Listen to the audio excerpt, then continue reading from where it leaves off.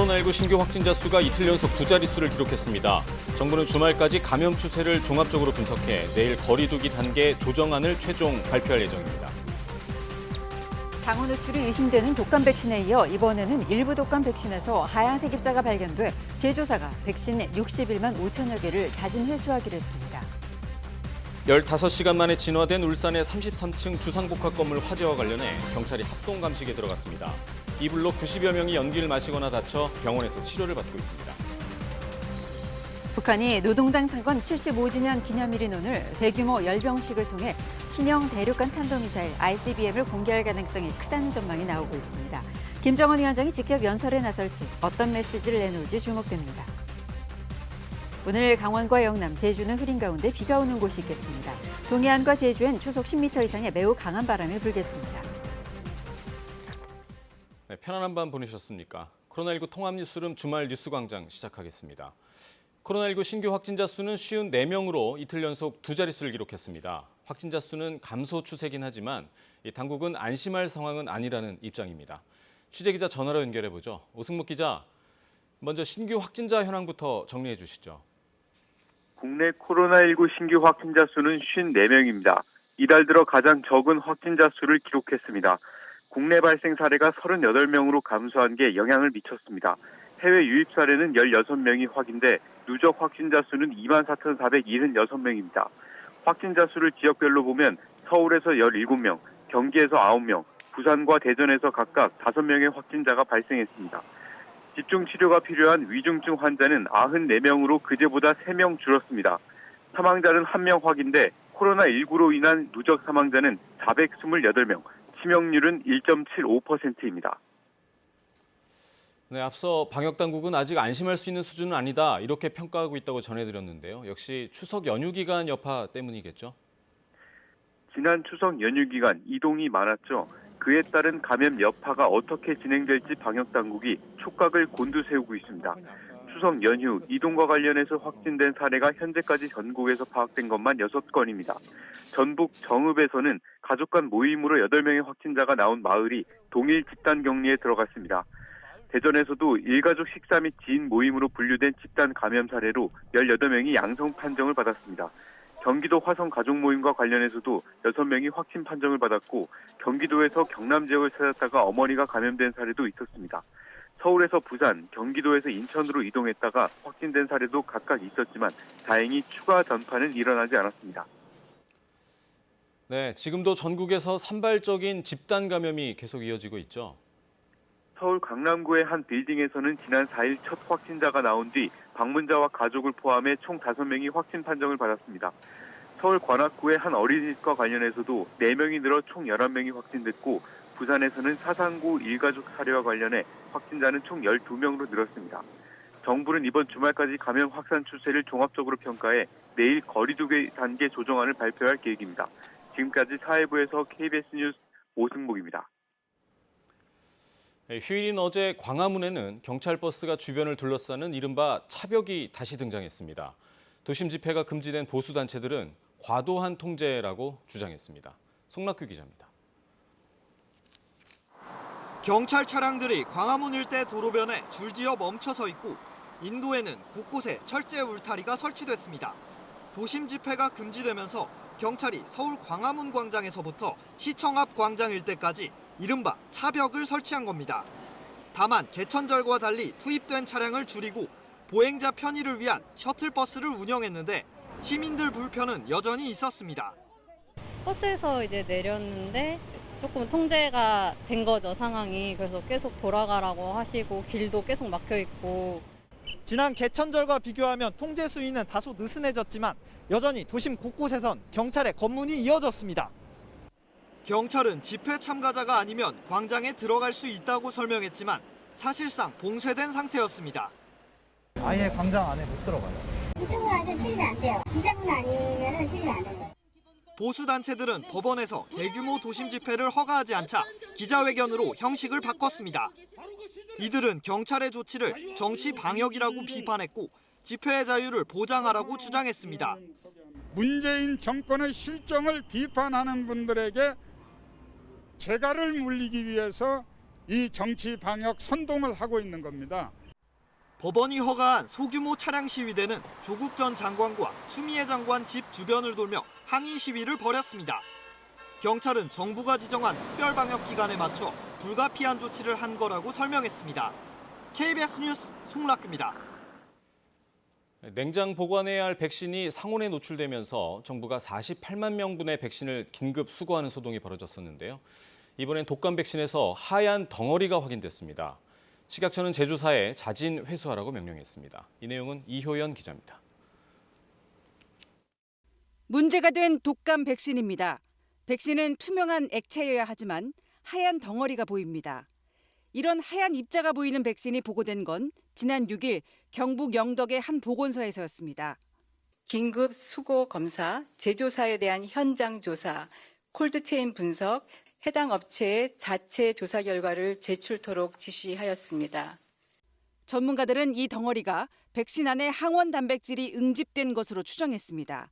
항원 단백질은 우리 몸에 주사됐을 때 항체가 형성되도록 면역을 자극하는 물질입니다. 백신을 제조하거나 용기를 제조하는 이러한 과정 중에 사용되는 약물, 또 산이나 또 실리콘 처리의 그러한 과정 중에서 이러한 응집이 발생할 수 있다라는 것이 전문가들의 의견이었고, 문제가 된 백신은 한국 백신이 생산한 코박스 플루 4가 PF주였습니다. 식약처는 해당 제품의 4개 제조단이 모두 61만 5천 개에 대해 자진 회수하도록 조치했습니다. 하지만 회수 대상 백신을 접종한 사람은 현재까지 확인된 것만 17,812명. 안전과 효능에 문제가 없다고는 하지만 상온 노출 독감 백신에 이어 독감 백신 생산과 유통 과정에 또 한 번 문제가 드러남으로써 국민들의 불안은 가라앉질 않고 있습니다. 단백질이 변성이 되거나 그런 거기 때문에 백신으로서의 효능이 급격히 떨어져요. 부작용을 만들 수가 있거든요. 식약처는 해당 백신을 맞고 이상 사례가 보고된 건 국소통증 한 건이라고 밝혔습니다. KBS 뉴스 이효연입니다. 경찰이 울산 주상복합 건물 화재와 관련해 현장 감식을 벌이고 있습니다. 화재 원인이 무엇인지, 스프링클러 등은 제대로 작동됐는지 조사하고 있습니다. 남미경 기자입니다. 경찰이 소방청과 함께 불이 난 울산 주상복합 건물에 대해 합동 감식에 들어갔습니다. 경찰은 건물 발코니에서 불이 시작된 것으로 보고 12층과 28층, 33층 등 불길이 거셌던 곳을 중심으로 화재 경위를 살피고 있습니다. 그젯밤 11시 10분쯤 울산의 한 주상복합 건물에서 큰 불이 났고 15시간 만에 모두 꺼졌습니다. 심하게 불에 탄 외벽 자재들이 이렇게 널려 있는데요. 화재 당시 불길이 얼마나 거셌는지 그대로 보여주고 있습니다. 소방당국은 사다리차를 동원해 진화에 나섰지만 강한 바람에다 사다리차가 닿지 않는 위층으로 불길이 삽시간에 번져 불을 끄는 데 어려움을 겪었습니다. 옥상 등에 대피해 있던 주민 77명은 무사히 구조됐고 93명은 연기를 마시거나 대피 도중 몸을 다쳐 병원에서 치료를 받고 있습니다. 하루 만에 집을 잃은 이재민들은 근처 숙소에서 안정을 찾아가고 있습니다.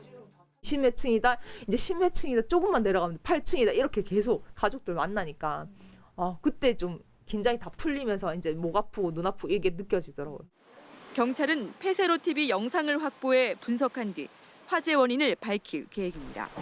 불이 처음 언제 어디서 시작됐고 그 원인이 무엇인지 그리고 스프링클러와 경보음이 제대로 작동됐는지 등에 대해 조사할 방침입니다. KBS 뉴스 남미경입니다.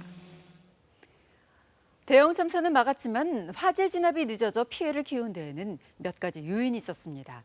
건물 꼭대기까지 번진 불을 끌 방법이 없었던 건데 이준석 기자가 문제점을 짚어봤습니다. 무서운 불길이 휩쓸고 간 주상복합 건물. 건물은 검게 그을렸고 뜨거운 열기에 창틀은 심하게 휘었습니다. 불을 다 끄는데 걸린 시간은 15시간 30분. 잡히는가 싶던 불길은 18층에서 바람을 타고 다시 살아나 33층 꼭대기까지 번졌습니다. 스프링클러가 헤드가 다 터져서 옥상 수조에 그 물이 고갈되었습니다. 그리고 강한 열기로 인해 가지고 그 화재 진압 대원과 구조 대원이 부산과 서울, 경기 등에서 더 높은 사다리차를 동원하고 헬기를 본격 투입하고서야 불길이 잡혔습니다. 그러나 건물 내부에서는 15시간이 넘게 불씨가 남아 연기를 뿜었습니다. 계속 물을 뿌리고 있는 고가 사다리차는 70m짜리입니다. 그러니까 고가 사다리차가 닿지 않는 70m 이상의 고층은 화재 진압도 어려울 수밖에 없다는 얘기입니다. 울산에 있는 고가 사다리차는 고작 53m짜리가 전부입니다. 불이 난 주상복합 건물 높이가 113m였는데 중간층 이상까지 닿는 진화 장비조차 없었다는 겁니다. 건물벽을 덮은 알루미늄 복합 패널은 쉽게 불이 붙어 땔감 같은 역할을 한 것도 진화 작업의 속도를 늦췄습니다. 알루미늄 보드 뒤에 PE 보드가 받쳐주고 있어요. 이 PE가 가연성입니다. 그래서 이 PE 보드가 연소 확대가 되면서 2010년 부산 해운대의 우신골든 스위트 화재 이후 정부는 30층 이상 건물을 지을 때 불에 잘 타지 않는 난연제를 쓰도록 법규를 개정했습니다. 하지만 불이 난 건물은 2009년 4월 준공돼 법 적용에서 제외됐습니다. KBS 뉴스 이준석입니다. 이처럼 이번 화재는 한때 주상복합 건물 외벽 전체가 불길을 휩싸일 정도로 규모가 컸지만 숨진 사람이 나오지 않았고 인명피해도 적었습니다. 기적과 같은 일, 어떻게 대형 참사를 피할 수 있었을까요? 박영아 기자가 보도합니다. 불길이 건물 외벽을 타고 걷잡을 수 없이 타오릅니다. 건물 옥상과 창가에는 주민들이 애타게 구조를 기다립니다.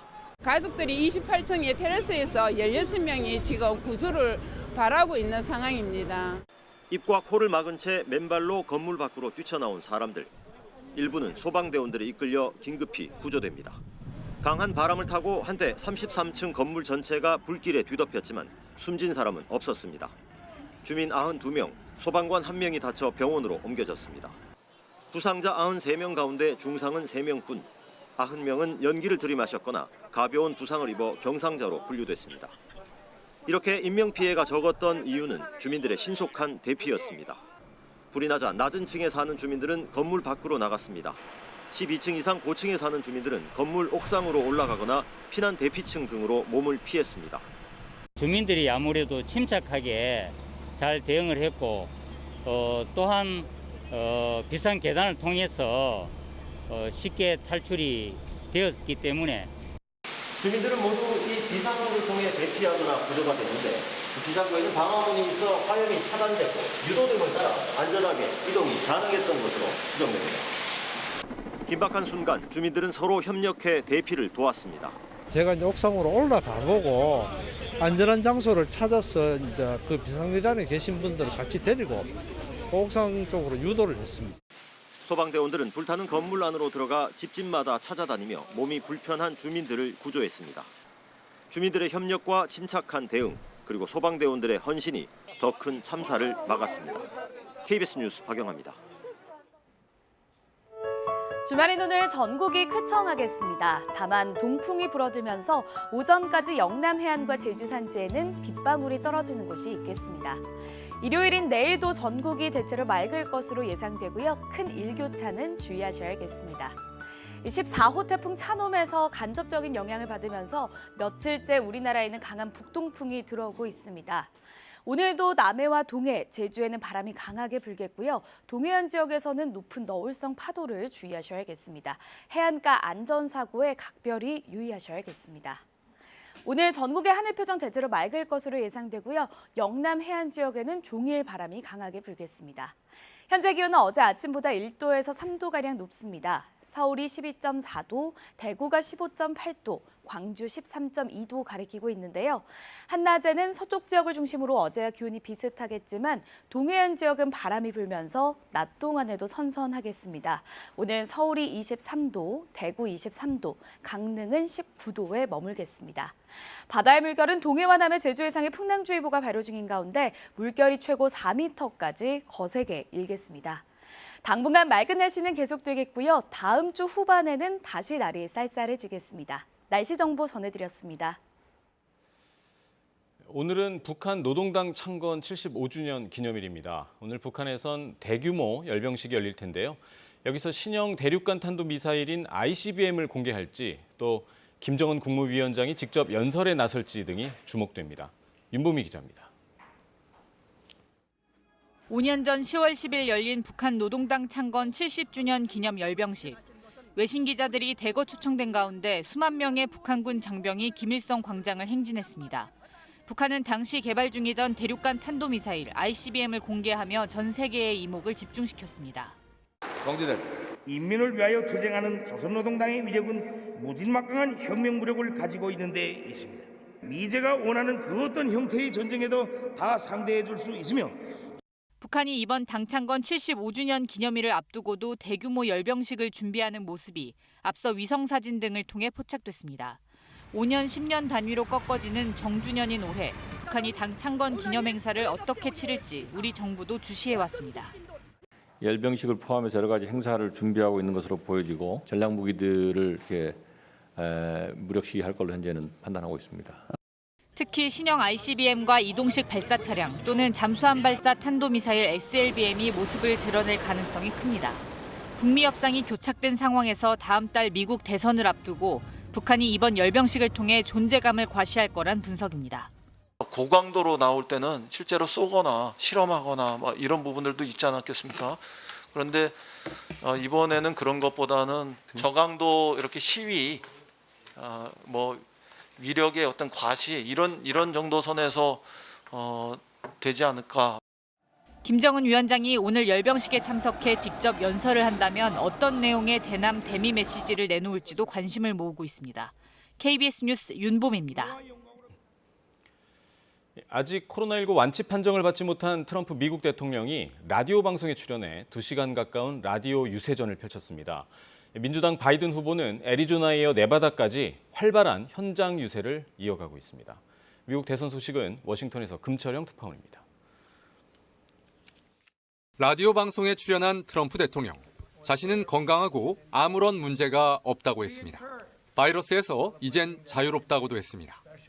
I was not in the greatest of shape. A day later I was fine, maybe perfect, but I was fine. But a couple of days later, now I'm free. 그러면서 자신이 복용한 치료제의 성능은 최고라고 했습니다. On the pandemic, I was telling you about this medicine. I'm so proud of it. People don't want to write about it, but that's okay. But this is better than the vaccine.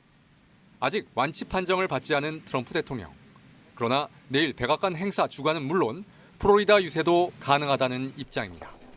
맥커넨이 백악관 대변인은 트럼프 대통령이 공개 활동을 재개할 준비가 됐다고도 했습니다.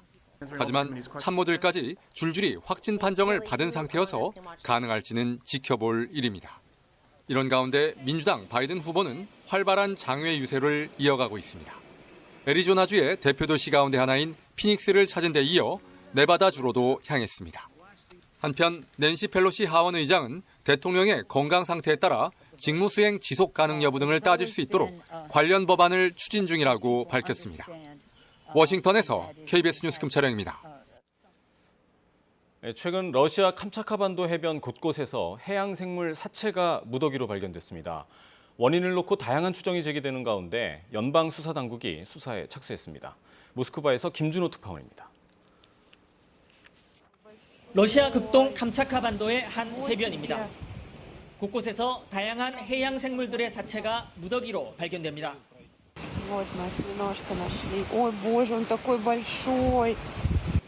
문어와 물고기는 물론 성게도 폐사했습니다.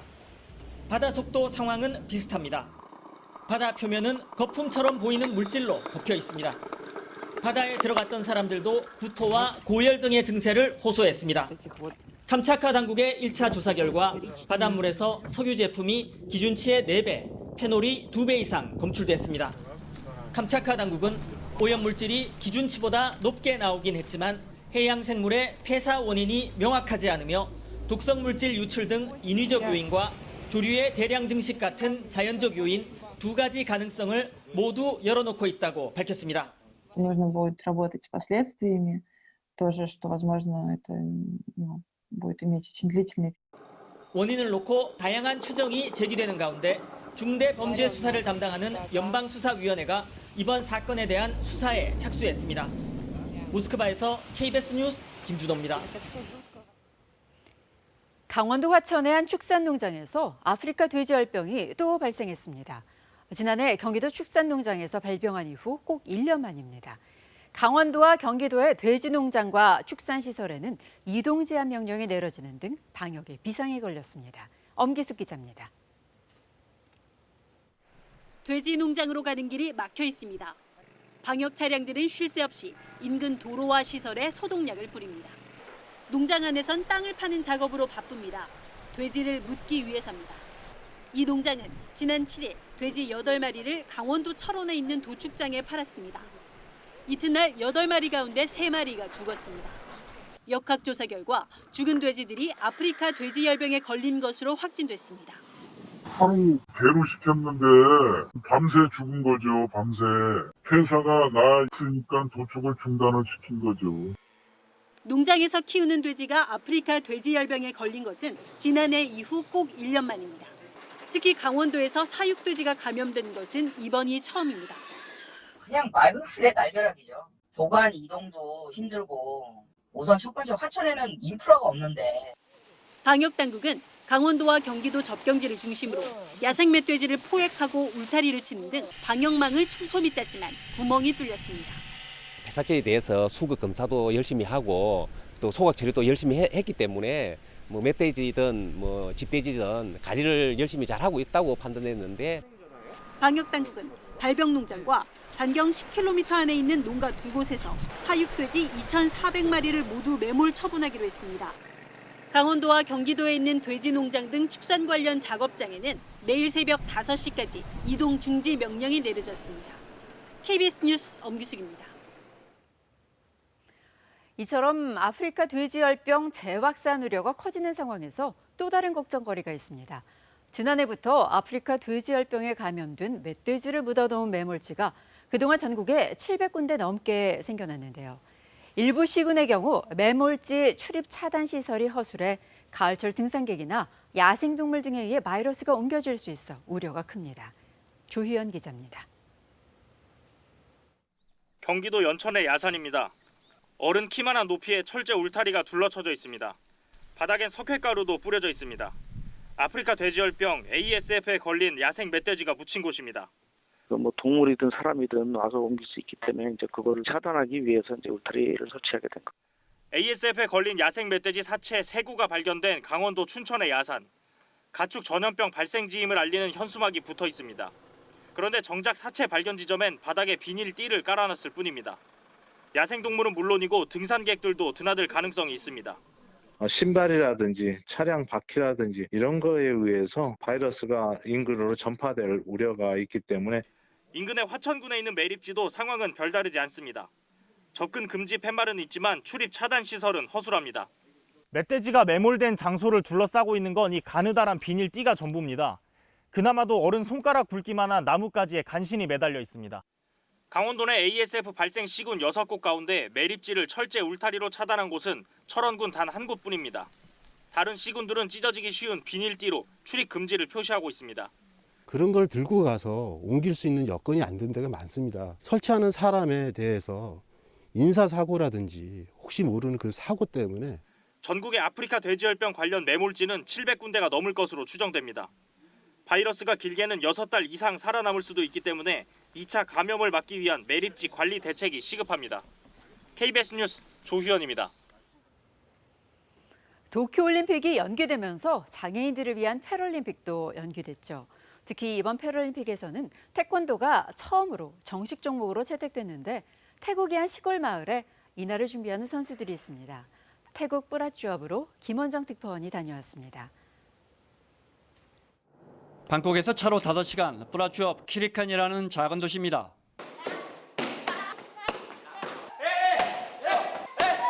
선수들 모두 혼자서는 운동화 끈을 매지 못합니다.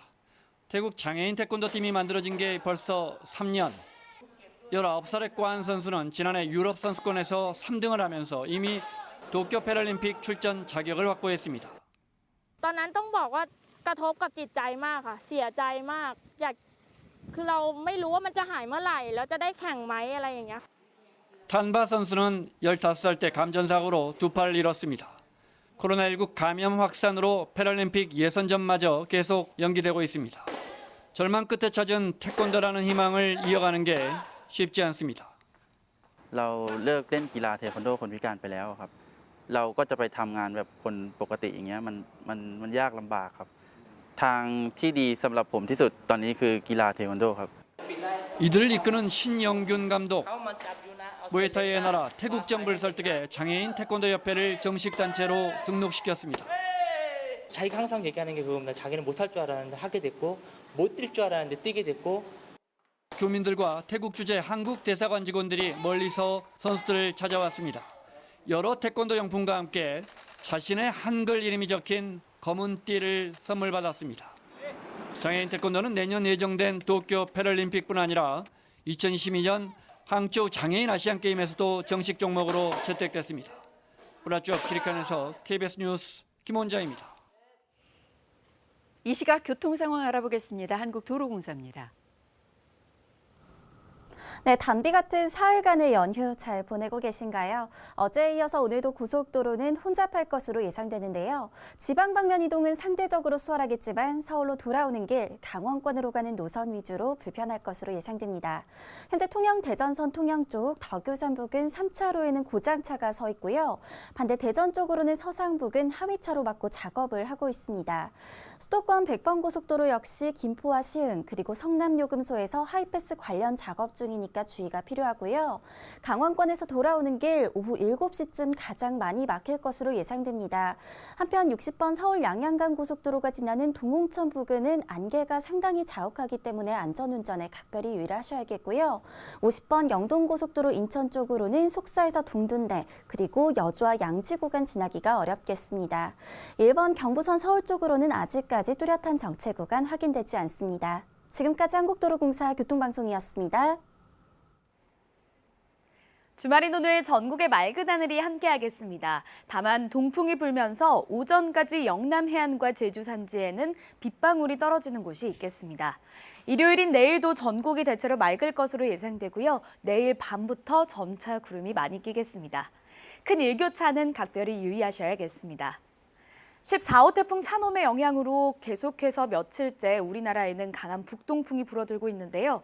오늘도 남해와 동해, 제주를 중심으로 바람이 강하게 불겠습니다. 특히 동해안에서는 너울성 파도를 각별히 주의하셔야겠습니다. 오늘 전국에는 종일 맑은 하늘이 함께하겠습니다. 영남 해안 지역에서는 계속해서 바람이 강하게 불겠고요. 현재 기온은 어제 아침보다 1도에서 3도가량 높습니다. 서울이 12.4도, 대구 15.8도, 전주는 12.7도 가리키고 있습니다. 한낮에는 서울이 23도, 청주와 대전 23도, 광주 24도로 서쪽 지역은 어제와 기온이 비슷하겠고요. 동해안 지역은 바람이 불면서 낮 동안에도 선선하겠습니다. 바다의 물결은 동해와 남해 제주 해상에 풍랑주의보가 발효 중인 가운데 최고 4m까지 거세게 일겠습니다. 당분간 맑고 일교차 큰 날씨는 계속되겠습니다. 다만 맑은 날씨가 이어지면서 대기는 점차 건조해질 것으로 예상됩니다. 날씨 전해드렸습니다. 코로나19 확진 추세는 비교적 안정세로 접어들었습니다만 아직 안심할 수는 없습니다. 추석 연휴 기간 동안 이동이 많았고 그에 따른 감염 여파가 어디까지 미칠지 방역당국이 촉각을 곤두세우고 있는데요.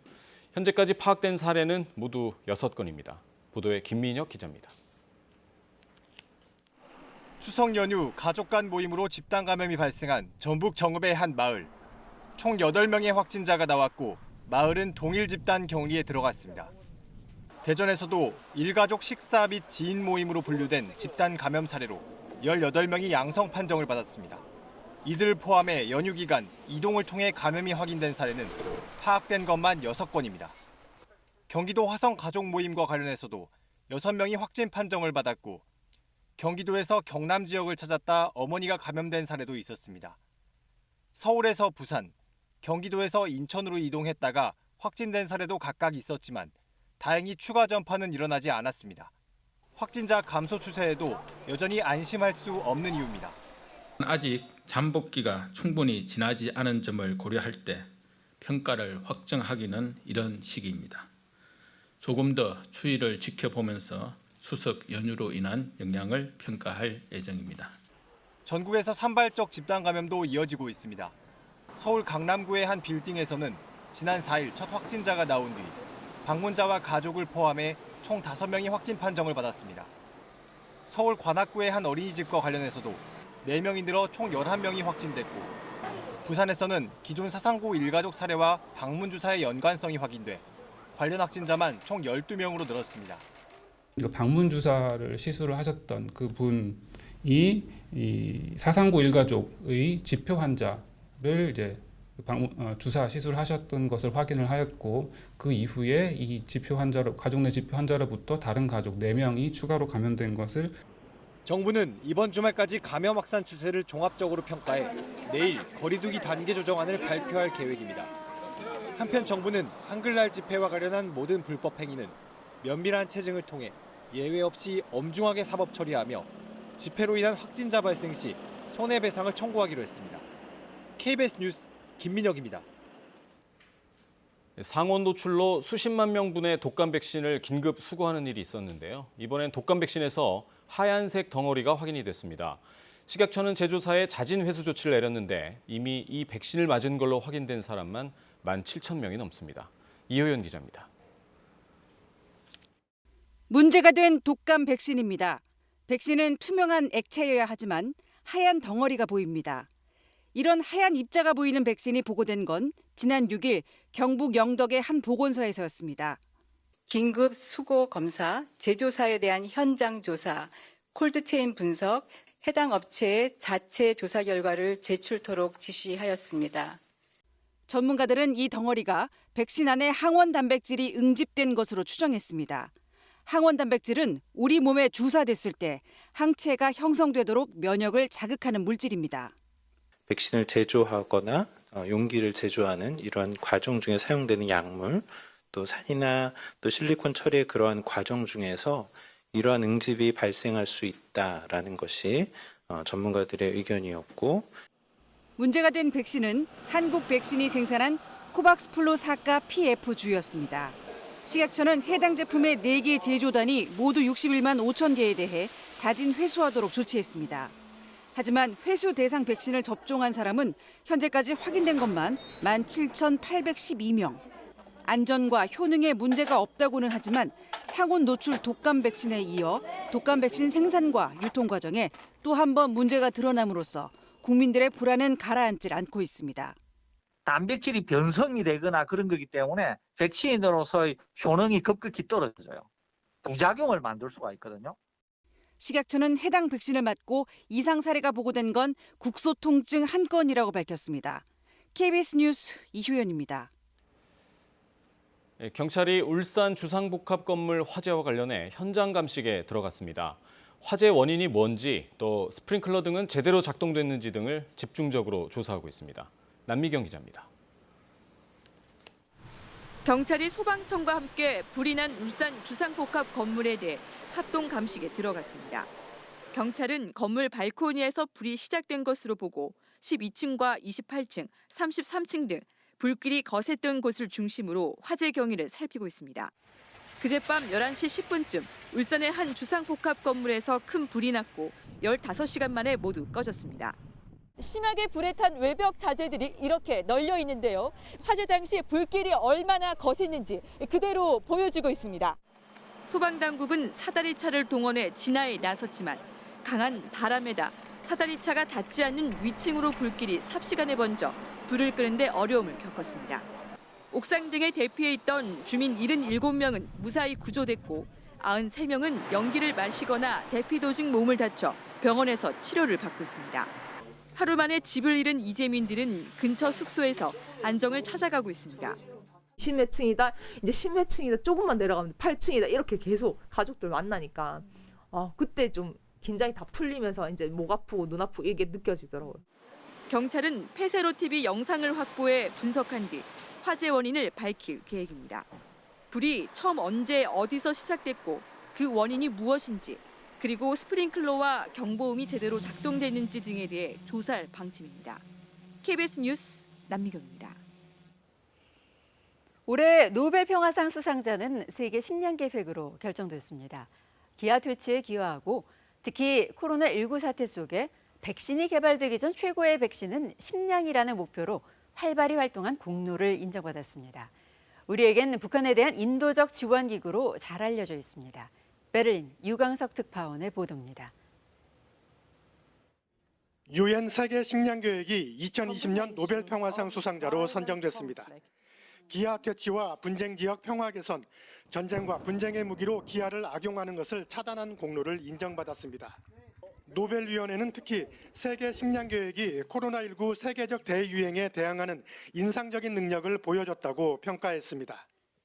As the organization itself has stated, until the day we have a vaccine, food is the best vaccine against chaos. 지난해 근래 가장 많은 1억 3,500만 명이 극심한 기아에 시달리고 코로나19로 기아 희생자가 급증한 상황에서 세계 최대 인도주의 기구로서 세계 식량 계획의 활동은 빛났습니다.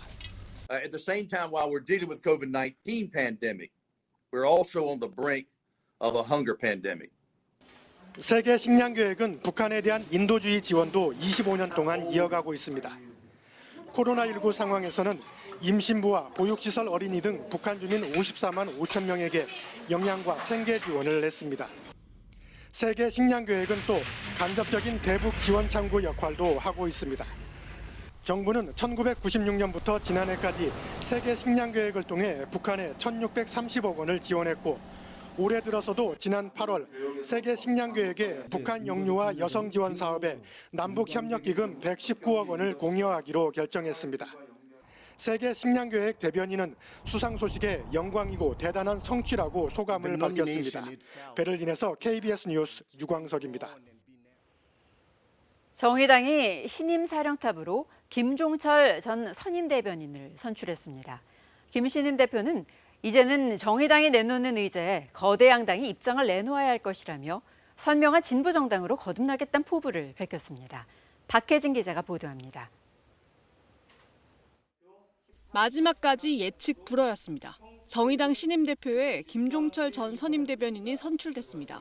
배진규 후보를 제치고 결선 투표 득표율 55.57%로 당선됐습니다. 거대 양당이 만들어 놓은 의제에 대해서 평가하는 정당처럼 인식됐습니다. 이제 그런 시대는 지나갈 것입니다. 김 신임 대표는 1999년 권영길 민주노동당 대표 비서로 정계에 입문해 고 노회찬 정의당 원내대표 비서실장과 선임 대변인 등을 거쳤습니다. 선명성과 대중성의 맞대결 구도였던 이번 결선 투표 결과는 보다 선명한 진보 정당을 바라는 당원들의 의지가 반영된 것으로 보입니다. 김 신임 대표는 이번 결선 투표 과정에서 김종민 전 후보와 손을 맞잡으면서 진보 정체성 강화를 공고히 하기도 했습니다. 대표 수락 연설에서도 민주당 이중대라는 꼬리표를 거부하며 양당 구도 타파를 시사했습니다. 정의당이 내놓는 의제에 대해 자신의 입장을 내놓아야 하는 그런 시대가 올 것입니다.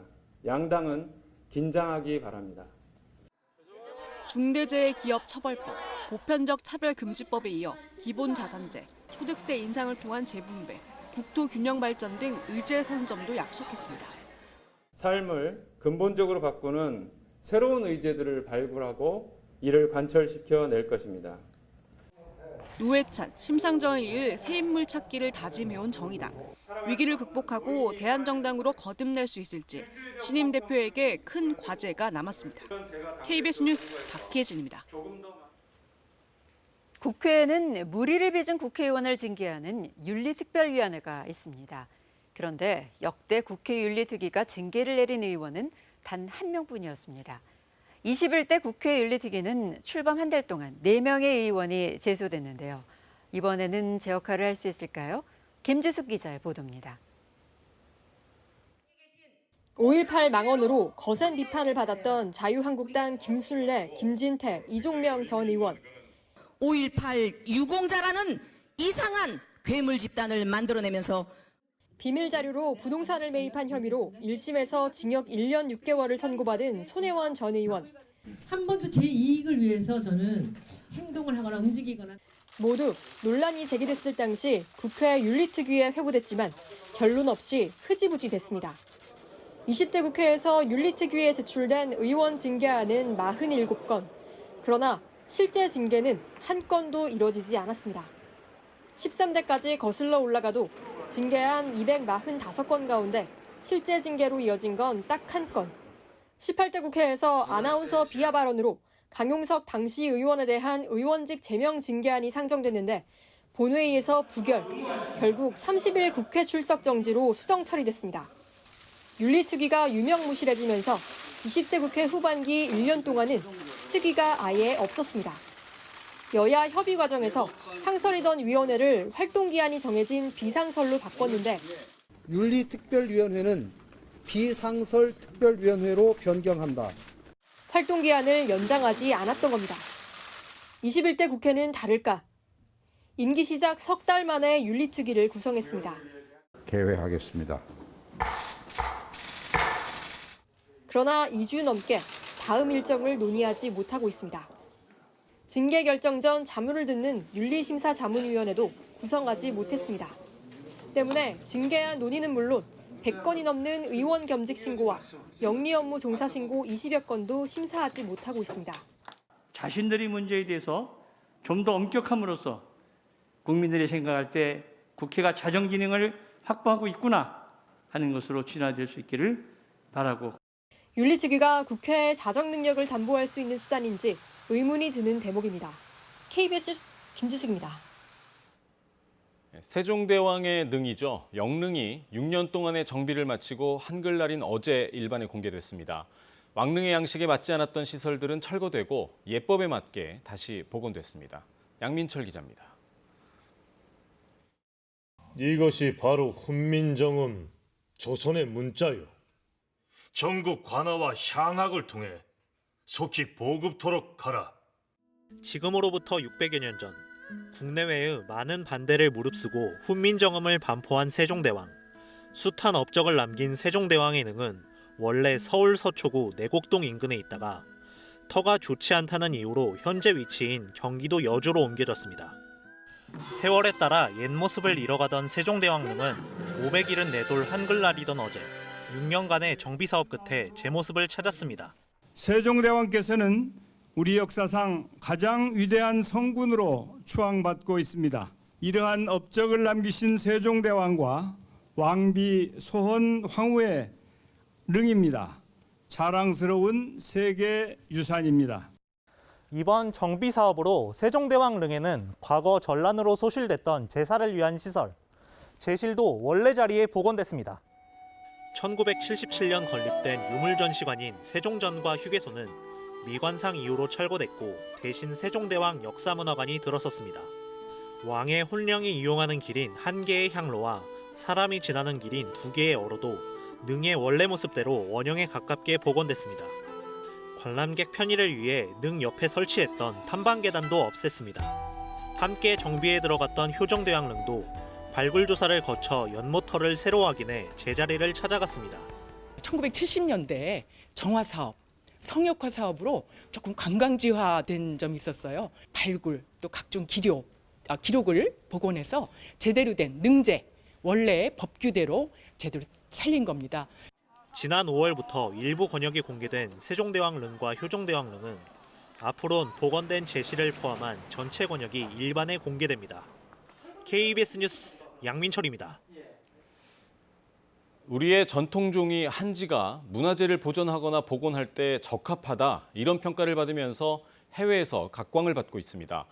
그런데 정작 국내에선 쓰임새가 갈수록 줄어들면서 명맥만 힘겹게 유지하고 있다고 합니다.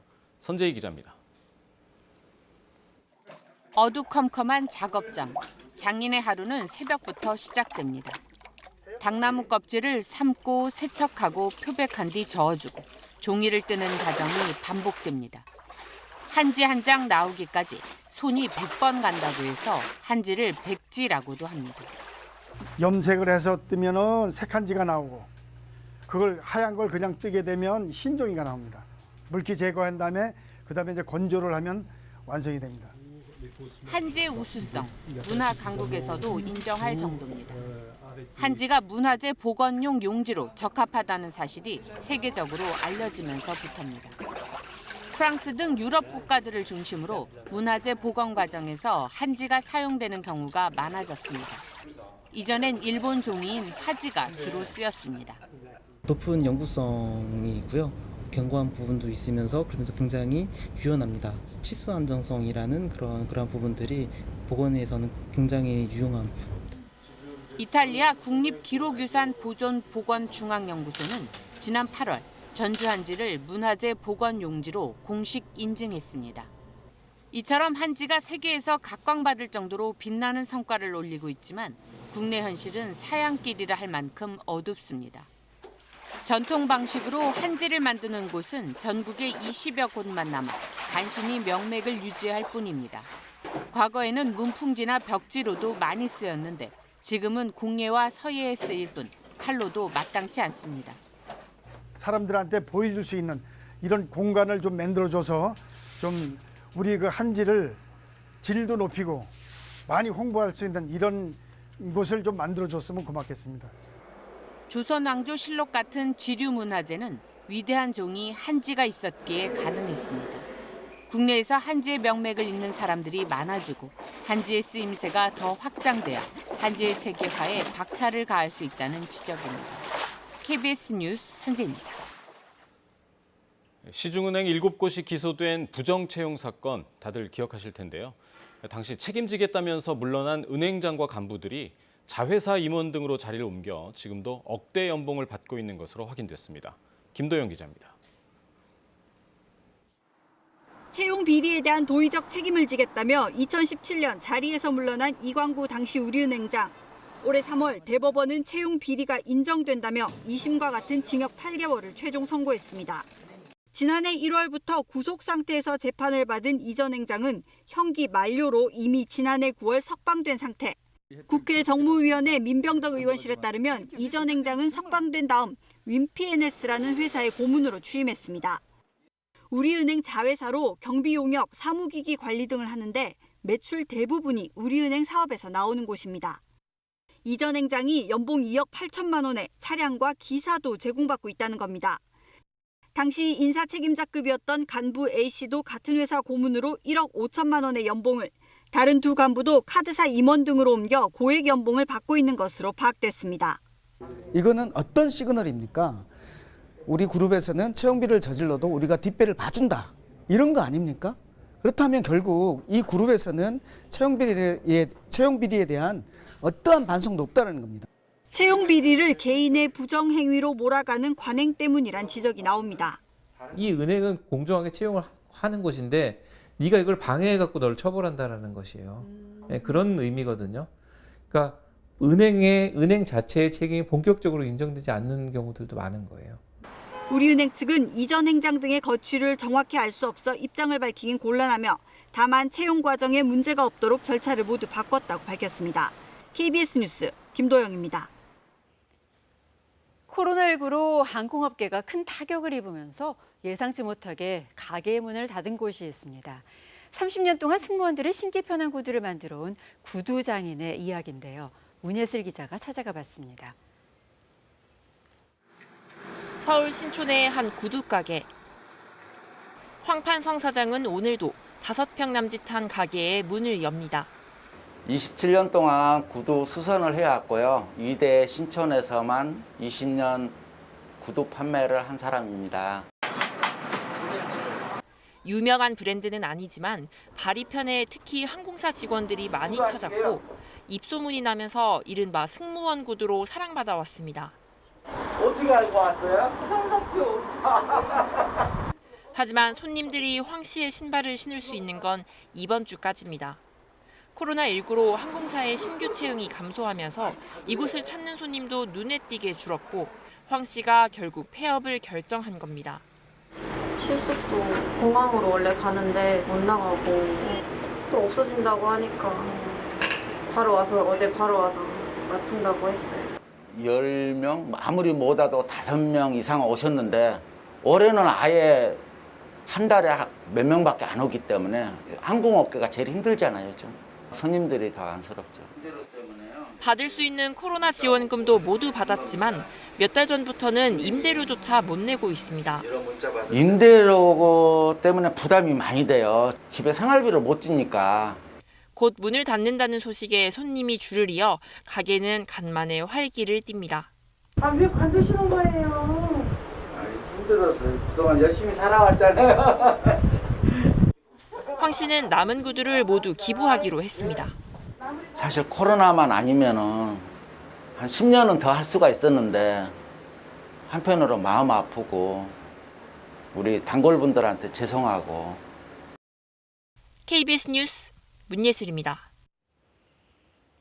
정부와 자치단체가 만드는 정책 용어에 알기 어려운 외국어가 많아 얼핏 들어서는 무슨 정책인지 알 수 없는 경우가 많습니다. 이 때문에 국민들이 용어를 제대로 이해하지 못해 정책의 혜택을 못 받아 허비되는 비용이 해마다 280억 원이 넘는다는 분석도 있습니다. 박기원 기자가 보도합니다. 스마트 PC팜, 리빙랩 네트워크, 놀일터 메이커즈, 경상남도가 외국어들을 한데 모아 붙인 새로운 정책과 사업 이름입니다. 리빙랩 네트워크라고 혹시 들어보셨어요? 아니요, 전혀 들어본 적이 없는 것 같은데요. 그게 무슨 말이에요? 스마트 PC팜은 최첨단 가두리 양식, 리빙랩은 생활 실험실, 놀일터 메이커즈는 이를 놀이처럼 즐겁게 만드는 사람들이라는 뜻을 담고 있습니다. 하지만 경상남도의 설명 자료를 읽지 않고서는 어떤 정책인지 알기 어렵습니다. 중앙정부의 정책 용어도 마찬가지. 중소벤처기업부의 로컬 크리에이터와 메이커 스페이스, 과학기술정보통신부의 소프트웨어 융합 클러스터 2.0 같이 외국어 일색입니다. 중앙정부의 정책 사업명은 국비사업 형태로 자치단체에서도 그대로 쓰이고 있습니다. 어디서는 플랫폼을 하고 어디서는 또 다른 순화된 용어를 쓰고 하면 이 용어 통일도 잘 안 되고 정부에서 하니까 그 따라서 이제 쭉 하는 거죠. 저도 어렵습니다. 공공기관에서 사용하는 외국어 표현 3,500개를 시민들이 알고 있는지 물었더니 응답자의 60% 이상이 이해하는 단어는 3분의 1인 1,000여 개밖에 되지 않았습니다. 국어기본법과 자치단체 조례에는 외국어 등을 되도록 쓰지 말고 우리말을 써야 한다고 규정하고 있지만 제대로 지켜지지 않고 있습니다. 국립국어원은 공공기관의 행정용어를 쉬운 말로 바꾸면 한 해 285억 원의 사회적 비용을 아낄 수 있다고 분석했습니다. KBS 뉴스 박기원입니다. 코로나19 장기화 여파로 마케팅 분야에서도 비대면 판매가 대세가 되고 있는데요. 이 흐름에 맞춰 제주 지역 농가에서도 다양한 방식의 비대면 마케팅을 펼치고 있습니다. 박천수 기자입니다. 휴대전화를 든 한 남성이 풋귤을 촬영합니다. 친환경 비료를 사용했다고 홍보하고 안전성이 관리가 잘 되고 있다는 점 아시면 좋을 것 같고요. 지금 열심히 지으면 풋귤청 음료를 시음합니다. 실시간 온라인 방송 판매를 진행하는 겁니다. 상큼한 맛이 방송 하단의 버튼만 누르면 구매까지 이어집니다. 껍질을 말리게 되면 거기서 송출되는 영상을 바로 이 휴대폰으로 보면서 그 자리에서 바로 구매를 할 수 있다는 것이 되게 이제 장점이고 이 라이브 방송이 대세가 되지 않을까라는 생각입니다. 이 망고 농가는 이메일로 온라인 주문을 확인하고 곧바로 포장 발송을 준비합니다. 도내 한 스타트 기업의 도움을 받아 온라인 마케팅에 열을 올렸는데 코로나19 극복에 버팀목이 됐습니다. 광고를 하게 되면은 그럴 때 할인 행사라든지 이렇게 매출을 더 높일 수 있으면은 농가에도 굉장한 도움이 되니까 온라인. 코로나19 이후 비대면 판매가 활발해지고 있습니다. 최근 산업통상자원부 조사 결과 전국적으로 오프라인 매출은 5.5%포인트 떨어진 반면 온라인은 16.9%포인트나 올랐습니다. 농식품을 살 때 비대면 구매 횟수가 늘었다고 답한 소비자도 57%에 달할 정도입니다. 이런 것들이 코로나19가 장기화됨으로써 고착화될 거다, 편리하다는 걸 인식하면서는 그쪽에 더 많은 상품을 구매하게 될 가능성이 높습니다. 포스트 코로나 국면을 맞이한 농산물 시장.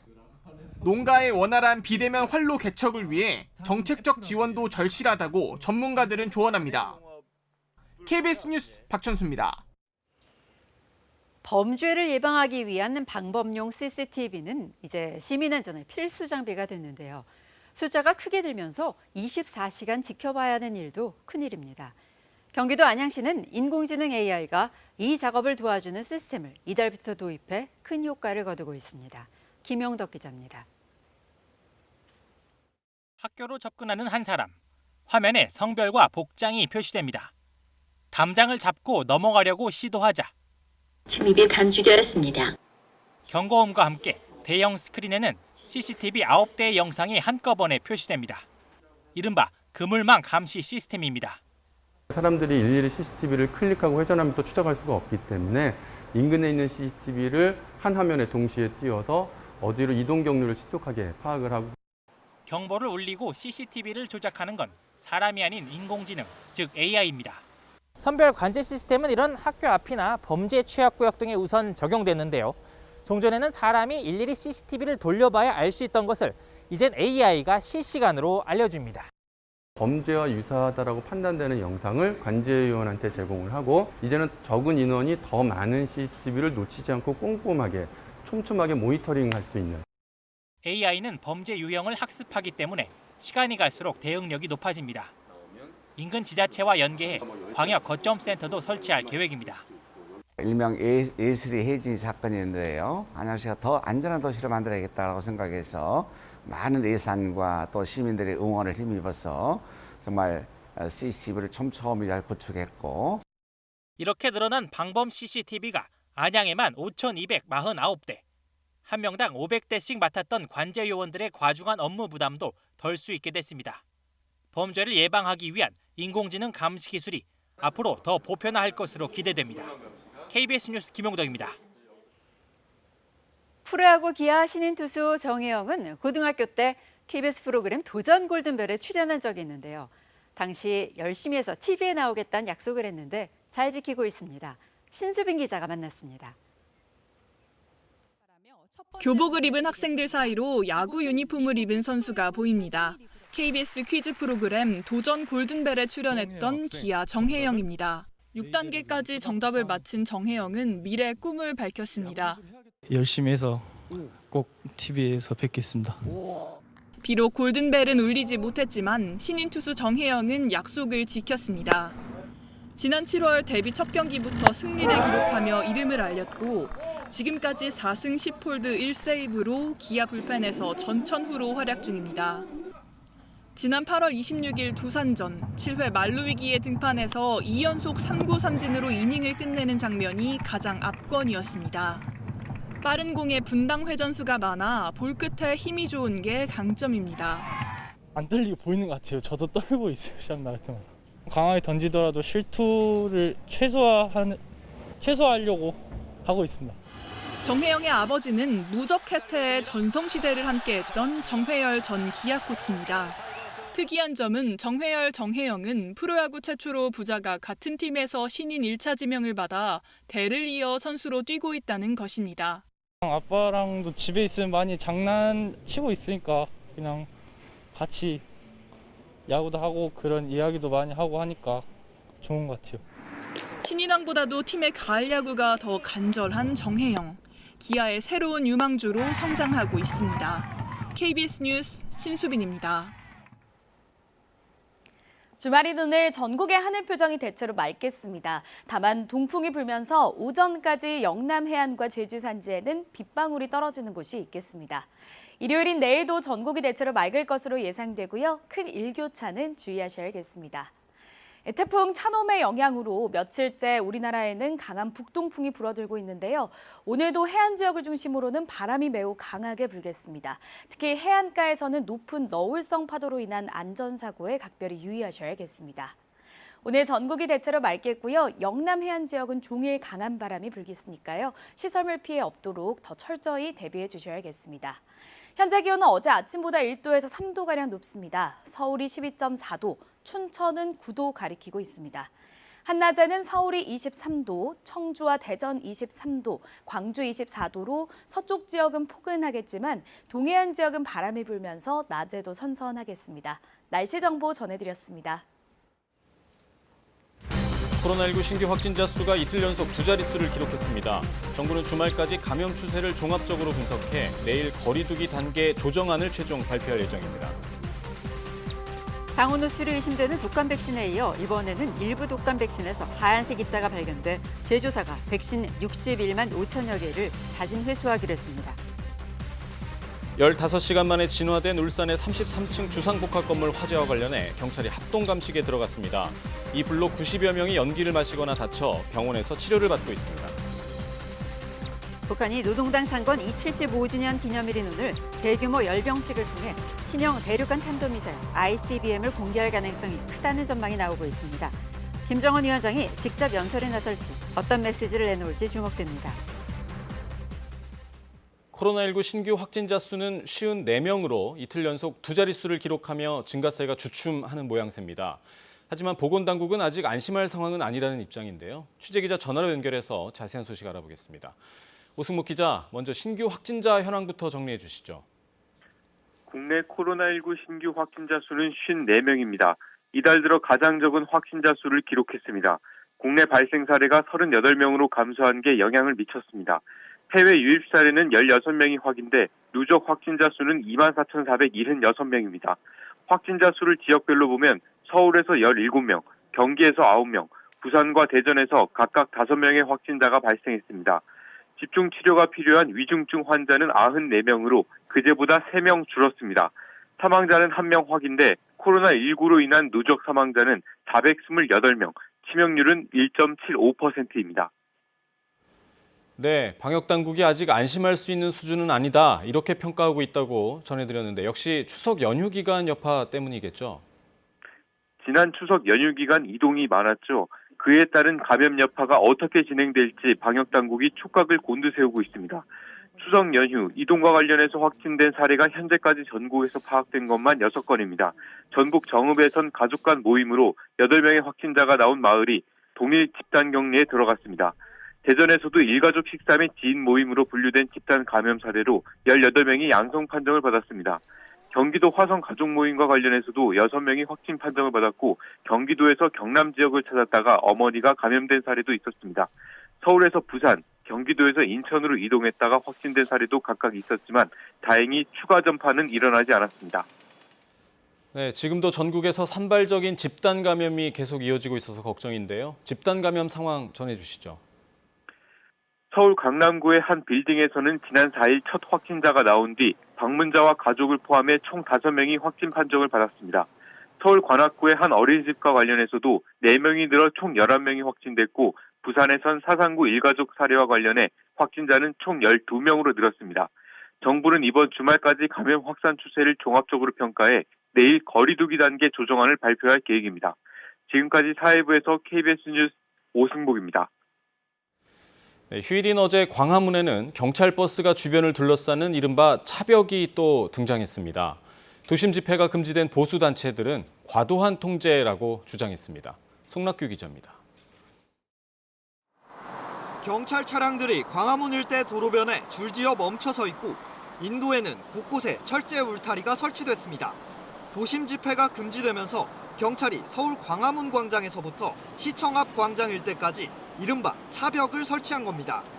다만 개천절과 달리 투입된 차량을 줄이고 보행자 편의를 위한 셔틀버스를 운영했는데 시민들 불편은 여전히 있었습니다. 버스에서 이제 내렸는데 조금 통제가 된 거죠, 상황이. 그래서 계속 돌아가라고 하시고 길도 계속 막혀 있고. 지난 개천절과 비교하면 통제 수위는 다소 느슨해졌지만 여전히 도심 곳곳에선 경찰의 검문이 이어졌습니다. 경찰은 집회 참가자가 아니면 광장에 들어갈 수 있다고 설명했지만 사실상 봉쇄된 상태였습니다. 아예 광장 안에 못 들어가요. 이쪽으로 아니면 출입이 안 돼요. 기자분 아니면 출입이 안 돼요. 보수단체들은 법원에서 대규모 도심 집회를 허가하지 않자 기자회견으로 형식을 바꿨습니다. 이들은 경찰의 조치를 정치 방역이라고 비판했고 집회의 자유를 보장하라고 주장했습니다. 문재인 정권의 실정을 비판하는 분들에게 재갈을 물리기 위해서 이 정치 방역 선동을 하고 있는 겁니다. 법원이 허가한 소규모 차량 시위대는 조국 전 장관과 추미애 장관 집 주변을 돌며 항의 시위를 벌였습니다. 경찰은 정부가 지정한 특별방역기간에 맞춰 불가피한 조치를 한 거라고 설명했습니다. KBS 뉴스 송락규입니다. 상온 노출로 수십만 명분의 독감 백신을 수거하는 일이 있었는데요. 이번엔 독감 백신에서 하얀색 덩어리가 확인됐습니다. 식약처는 제조사에 자진 회수 조치를 내렸는데 이미 이 백신을 맞은 걸로 확인된 사람만 17,000명이 넘습니다. 이효연 기자입니다. 문제가 된 독감 백신입니다. 백신은 투명한 액체여야 하지만 하얀 덩어리가 보입니다. 이런 하얀 입자가 보이는 백신이 보고된 건 지난 6일 경북 영덕의 한 보건소에서였습니다. 긴급 수거 검사, 제조사에 대한 현장 조사, 콜드체인 분석, 해당 업체의 자체 조사 결과를 제출토록 지시하였습니다. 전문가들은 이 덩어리가 백신 안에 항원 단백질이 응집된 것으로 추정했습니다. 항원 단백질은 우리 몸에 주사됐을 때 항체가 형성되도록 면역을 자극하는 물질입니다. 백신을 제조하거나 용기를 제조하는 이러한 과정 중에 사용되는 약물, 또 산이나 또 실리콘 처리의 그러한 과정 중에서 이러한 응집이 발생할 수 있다라는 것이 전문가들의 의견이었고, 문제가 된 백신은 한국 백신이 생산한 코박스 플루 4가 PF주였습니다. 식약처는 해당 제품의 4개 제조단이 모두 61만 5천 개에 대해 자진 회수하도록 조치했습니다. 하지만 회수 대상 백신을 접종한 사람은 현재까지 확인된 것만 17,812명. 안전과 효능에 문제가 없다고는 하지만 상온 노출 독감 백신에 이어 독감 백신 생산과 유통 과정에 또 한 번 문제가 드러남으로써 국민들의 불안은 가라앉질 않고 있습니다. 단백질이 변성이 되거나 그런 거기 때문에 백신으로서의 효능이 급격히 떨어져요. 부작용을 만들 수가 있거든요. 식약처는 해당 백신을 맞고 이상 사례가 보고된 건 국소통증 한 건이라고 밝혔습니다. KBS 뉴스 이효연입니다. 경찰이 울산 주상복합 건물 화재와 관련해 현장 감식을 벌이고 있습니다. 화재 원인이 무엇인지, 스프링클러 등은 제대로 작동됐는지 조사하고 있습니다. 남미경 기자입니다. 경찰이 소방청과 함께 불이 난 울산 주상복합 건물에 대해 합동 감식에 들어갔습니다. 경찰은 건물 발코니에서 불이 시작된 것으로 보고 12층과 28층, 33층 등 불길이 거셌던 곳을 중심으로 화재 경위를 살피고 있습니다. 그젯밤 11시 10분쯤 울산의 한 주상복합 건물에서 큰 불이 났고 15시간 만에 모두 꺼졌습니다. 심하게 불에 탄 외벽 자재들이 이렇게 널려 있는데요. 화재 당시 불길이 얼마나 거셌는지 그대로 보여지고 있습니다. 소방당국은 사다리차를 동원해 진화에 나섰지만 강한 바람에다 사다리차가 닿지 않는 위층으로 불길이 삽시간에 번져 불을 끄는데 어려움을 겪었습니다. 옥상 등에 대피해 있던 주민 77명은 무사히 구조됐고 93명은 연기를 마시거나 대피 도중 몸을 다쳐 병원에서 치료를 받고 있습니다. 하루 만에 집을 잃은 이재민들은 근처 숙소에서 안정을 찾아가고 있습니다. 20몇 층이다, 이제 10몇 층이다, 조금만 내려가면 8층이다 이렇게 계속 가족들 만나니까 그때 좀 긴장이 다 풀리면서 이제 목 아프고 눈 아프고 이게 느껴지더라고요. 경찰은 폐쇄로 TV 영상을 확보해 분석한 뒤 화재 원인을 밝힐 계획입니다. 불이 처음 언제 어디서 시작됐고 그 원인이 무엇인지 그리고 스프링클러와 경보음이 제대로 작동됐는지 등에 대해 조사할 방침입니다. KBS 뉴스 남미경입니다. 대형 참사는 막았지만 화재 진압이 늦어져 피해를 키운 데에는 몇 가지 요인이 있었습니다. 건물 꼭대기까지 번진 불을 끌 방법조차 없었던 건데 이준석 기자가 문제점을 짚어봤습니다. 무서운 불길이 휩쓸고 간 주상복합 건물. 건물은 검게 그을렸고 뜨거운 열기에 창틀은 심하게 휘었습니다. 불을 다 끄는데 걸린 시간은 15시간 30분. 잡히는가 싶던 불길은 18층에서 바람을 타고 다시 살아나 33층 꼭대기까지 번졌습니다. 스프링클러가 헤드가 다 터져서 옥상 수조에 그 물이 고갈되었습니다. 그리고 강한 열기로 인해 가지고 그 화재 진압 대원과 구조 대원이 부산과 서울, 경기 등에서 더 높은 사다리차를 동원하고 헬기를 본격 투입하고서야 불길이 잡혔습니다. 그러나 건물 내부에서는 15시간이 넘게 불씨가 남아 연기를 뿜었습니다. 계속 물을 뿌리고 있는 고가 사다리차는 70m짜리입니다. 그러니까 고가 사다리차가 닿지 않는 70m 이상의 고층은 화재 진압도 어려울 수밖에 없다는 얘기입니다. 울산에 있는 고가 사다리차는 고작 53m짜리가 전부입니다.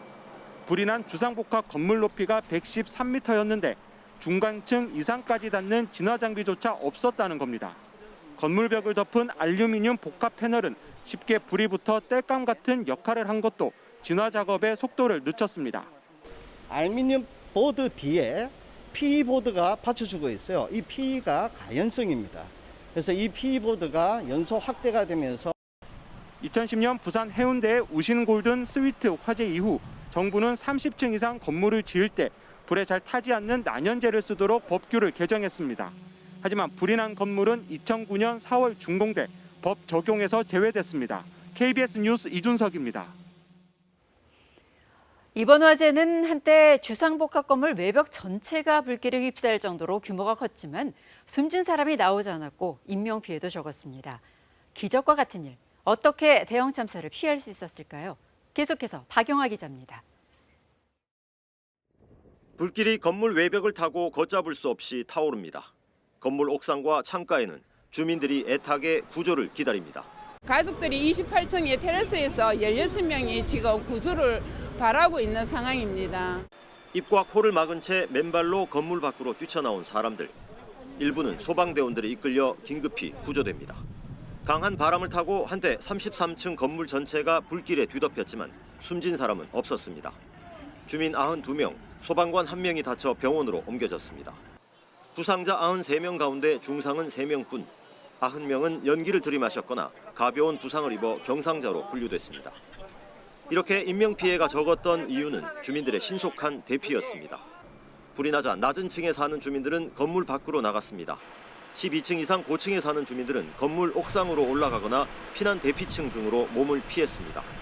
주민들이 아무래도 침착하게 잘 대응을 했고 또한 비상 계단을 통해서 쉽게 탈출이 되었기 때문에 주민들은 모두 이 비상구를 통해 대피하거나 구조가 됐는데 비상구에는 방화문이 있어 화염이 차단됐고 유도등을 따라 안전하게 이동이 가능했던 것으로 추정됩니다. 긴박한 순간 주민들은 서로 협력해 대피를 도왔습니다. 제가 이제 옥상으로 올라가 보고 안전한 장소를 찾아서 이제 그 비상계단에 계신 분들을 같이 데리고 옥상 쪽으로 유도를 했습니다. 소방대원들은 불타는 건물 안으로 들어가 집집마다 찾아다니며 몸이 불편한 주민들을 구조했습니다. 주민들의 협력과 침착한 대응, 그리고 소방대원들의 헌신이 더 큰 참사를 막았습니다. KBS 뉴스 박영아입니다. 오늘은 북한 노동당 창건 75주년 기념일입니다. 북한에선 대규모 열병식이 열릴 텐데요. 여기서 신형 대륙간 탄도미사일인 ICBM을 공개할지 또 김정은 국무위원장이 직접 연설에 나설지 등이 주목됩니다. 윤부미 기자입니다. 5년 전 10월 10일 열린 북한 노동당 창건 70주년 기념 열병식. 외신 기자들이 대거 초청된 가운데 수만 명의 북한군 장병이 김일성 광장을 행진했습니다. 북한은 당시 개발 중이던 대륙간 탄도미사일 ICBM을 공개하며 전 세계의 이목을 집중시켰습니다. 동지들, 인민을 위하여 투쟁하는 조선노동당의 위력은 무진막강한 혁명 무력을 가지고 있는 데 있습니다. 미제가 원하는 그 어떤 형태의 전쟁에도 다 상대해 줄 수 있으며 북한이 이번 당창건 75주년 기념일을 앞두고도 대규모 열병식을 준비하는 모습이 앞서 위성사진 등을 통해 포착됐습니다. 5년, 10년 단위로 꺾어지는 정주년인 올해 북한이 당창건 기념 행사를 어떻게 치를지 우리 정부도 주시해왔습니다. 열병식을 포함해서 여러 가지 행사를 준비하고 있는 것으로 보여지고 전략무기들을 이렇게 무력 시위할 걸로 현재는 판단하고 있습니다. 특히 신형 ICBM과 이동식 발사 차량 또는 잠수함 발사 탄도미사일 SLBM이 모습을 드러낼 가능성이 큽니다. 북미 협상이 교착된 상황에서 다음 달 미국 대선을 앞두고 북한이 이번 열병식을 통해 존재감을 과시할 거란 분석입니다. 고강도로 나올 때는 실제로 쏘거나 실험하거나 이런 부분들도 있지 않았겠습니까? 그런데 이번에는 그런 것보다는 저강도 이렇게 시위, 위력의 어떤 과시 이런 정도 선에서 되지 않을까. 김정은 위원장이 오늘 열병식에 참석해 직접 연설을 한다면 어떤 내용의 대남 대미 메시지를 내놓을지도 관심을 모으고 있습니다. KBS 뉴스 윤봄입니다. 아직 코로나19 완치 판정을 받지 못한 미국 트럼프 대통령이 라디오 방송에 출연해 2시간 가까운 유세전을 펼쳤습니다. 민주당 바이든 후보는 애리조나에 이어 네바다까지 활발한 현장 유세를 이어가고 있습니다. 워싱턴에서 금철영 특파원입니다. 라디오 방송에 출연한 트럼프 대통령. 자신은 건강하고 아무런 문제가 없다고 했습니다. 바이러스에서 이젠 자유롭다고도 했습니다. I was not in the greatest of shape. A day later I was fine, maybe perfect, but I was fine. But a couple of days later now I'm free. 그러면서 자신이 복용한 치료제의 성능은 최고라고 했습니다. On the pandemic, I was telling you about this medicine. I'm so proud of it. People don't want to write about it, but that's okay. But this is better than the vaccine. 아직 완치 판정을 받지 않은 트럼프 대통령. 그러나 내일 백악관 행사 주관은 물론 플로리다 유세도 가능하다는 입장입니다. 맥커넨이 백악관 대변인은 트럼프 대통령이 공개 활동을 재개할 준비가 됐다고도 했습니다. 하지만 참모들까지 줄줄이 확진 판정을 받은 상태여서 가능할지는 지켜볼 일입니다. 이런 가운데 민주당 바이든 후보는 활발한 장외 유세를 이어가고 있습니다. 애리조나주의 대표 도시 가운데 하나인 피닉스를 찾은 데 이어 네바다주로도 향했습니다. 한편 낸시 펠로시 하원 의장은 대통령의 건강 상태에 따라 직무수행 지속 가능 여부 등을 따질 수 있도록 관련 법안을 추진 중이라고 밝혔습니다. 워싱턴에서 KBS 뉴스 김철영입니다. 최근 러시아 캄차카반도 해변 곳곳에서 해양생물 사체가 무더기로 발견됐습니다. 원인을 놓고 다양한 추정이 제기되는 가운데 연방수사당국이 수사에 착수했습니다. 모스크바에서 김준호 특파원입니다. 러시아 극동 캄차카반도의 한 해변입니다. 곳곳에서 다양한 해양 생물들의 사체가 무더기로 발견됩니다.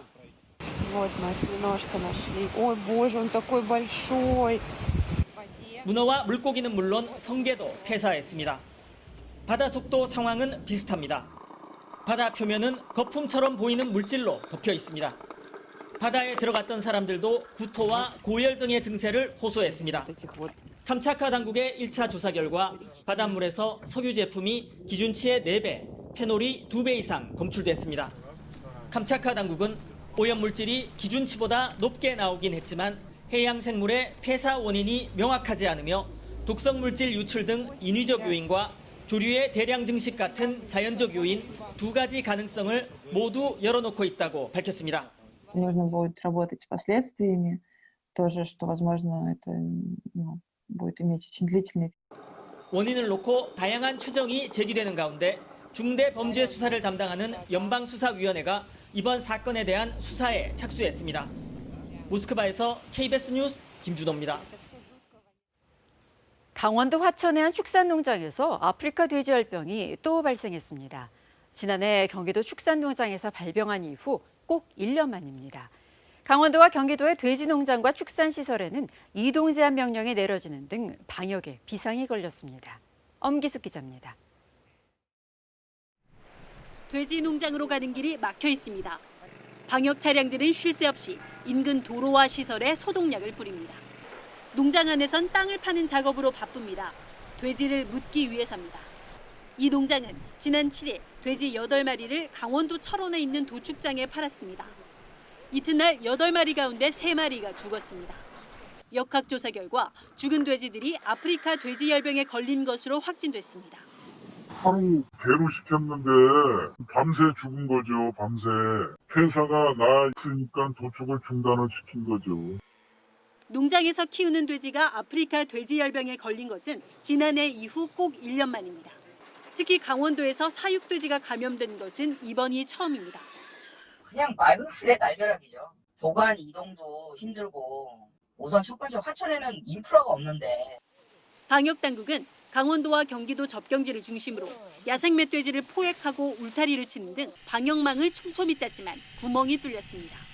폐사체에 대해서 수급 검사도 열심히 하고 또 소각 처리도 열심히 했기 때문에 뭐 멧돼지든 뭐 집돼지든 관리를 열심히 잘 하고 있다고 판단했는데 방역당국은 발병농장과 반경 10km 안에 있는 농가 2곳에서 사육돼지 2,400마리를 모두 매몰 처분하기로 했습니다. 강원도와 경기도에 있는 돼지 농장 등 축산 관련 작업장에는 내일 새벽 5시까지 이동 중지 명령이 내려졌습니다. KBS 뉴스 엄기숙입니다. 꼭 1년 만에 사육돼지에서 아프리카 돼지열병이 발생했지만 재발병 징후는 그 전부터 뚜렷했습니다. 돼지 재사육을 위해 안간힘을 써왔던 농장주들은 지난해 악몽이 되살아난 것 같다며 허탈감을 감추지 못했습니다. 계속해서 최현진 기자가 보도합니다. 정확히 1년 전인 지난해 10월 9일 경기도 연천에서 아프리카 돼지열병이 확인된 이후 더 이상의 사육돼지 감염 사례는 보고되지 않았습니다. 하지만 주요 매개체로 알려진 멧돼지 감염 사례는 좀처럼 줄지 않았습니다. 올해 들어서만 700구가 넘는 멧돼지 폐사체에서 감염 사실이 확인됐고 이번에 발병한 강원도 화천 지역에서만 40%가 넘는 290마리의 멧돼지가 최근까지 집중 발견됐습니다. 울타리 등 방어막을 구축했다곤 하지만 사육돼지에서 아프리카 돼지열병이 발생할 확률이 적지 않았다는 얘기입니다. 광역방제기와 소독 차량 등을 총동원하여 최근 야생 멧돼지 발생 지역 인근의 도로와 하천, 축산시설에 대해 집중 소독을 대대적으로 실시할 예정입니다. 근처 도축장에서 돼지 폐사체가 처음 발견된 점도 우려를 낳고 있습니다. 오가는 차량과 인원이 많은 곳인 만큼 추가 전파 가능성을 배제할 수 없기 때문입니다. 여러 농장의 차량이나 사람들이 드나드는 곳입니다. 도축장에서 발생했을 때는 더 넓은 지역으로 전파될 우려가 상당히 농장보다 커집니다. 새 돼지를 농가에 들이는 재입식을 준비해온 농장주들은 허탈감을 감추지 못하고 있습니다. 언제 될지도 모르게 돼버렸잖아요. 그런 거에 대한 여러 가지 상실감이 좀 크죠. 그래도 기대감을 갖고 있다는데 이렇게 터져버리니까 작년의 악몽이 되살아난 것 같고.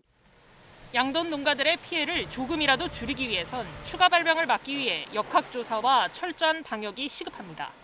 KBS 뉴스 최은진입니다. 도쿄올림픽이 연기되면서 장애인들을 위한 패럴림픽도 연기됐죠. 특히 이번 패럴림픽에서는 태권도가 처음으로 정식 종목으로 채택됐는데 태국의 한 시골 마을에 이날을 준비하는 선수들이 있습니다. 태국 뿌라쭈압으로 김원장 특파원이 다녀왔습니다. 방콕에서 차로 5시간 뿌라쭈압 키리칸이라는 작은 도시입니다.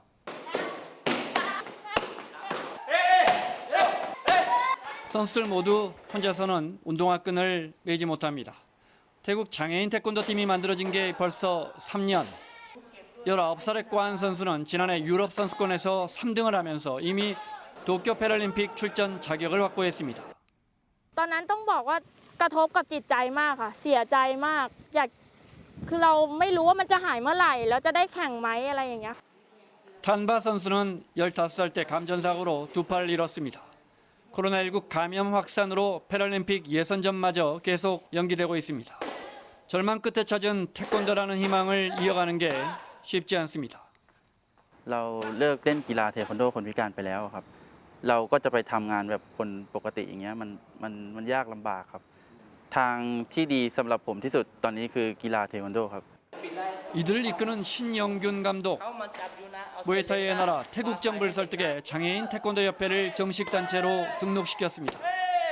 자기가 항상 얘기하는 게 그겁니다. 자기는 못할 줄 알았는데 하게 됐고 못 뛸 줄 알았는데 뛰게 됐고. 교민들과 태국 주재 한국 대사관 직원들이 멀리서 선수들을 찾아왔습니다. 여러 태권도 용품과 함께 자신의 한글 이름이 적힌 검은 띠를 선물 받았습니다. 장애인 태권도는 내년 예정된 도쿄 패럴림픽뿐 아니라 2022년 항저우 장애인 아시안게임에서도 정식 종목으로 채택됐습니다. 뿌라쭈압 키리칸에서 KBS 뉴스 김원자입니다. 올해 노벨 평화상 수상자는 세계 식량 계획으로 결정됐습니다. 기아 퇴치에 기여하고 특히 코로나19 사태 속에 백신이 개발되기 전 최고의 백신은 식량이란 목표로 활발히 활동한 공로를 인정받았습니다. 우리에겐 북한에 대한 인도적 지원 기구로 잘 알려져 있습니다. 베를린 유광석 특파원의 보도입니다. 유엔 세계 식량 계획이 2020년 노벨 평화상 수상자로 선정됐습니다. 기아 퇴치와 분쟁 지역 평화 개선, 전쟁과 분쟁의 무기로 기아를 악용하는 것을 차단한 공로를 인정받았습니다. 노벨위원회는 특히 세계 식량 계획이 코로나19 세계적 대유행에 대응하는 인상적인 능력을 보여줬다고 평가했습니다. As the organization itself has stated, until the day we have a vaccine, food is the best vaccine against chaos. 지난해 근래 가장 많은 1억 3,500만 명이 극심한 기아에 시달리고 코로나19로 기아 희생자가 급증한 상황에서 세계 최대 인도주의 기구로서 세계 식량 계획의 활동은 빛났습니다. At the same time, while we're dealing with COVID-19 pandemic, we're also on the brink of a hunger pandemic.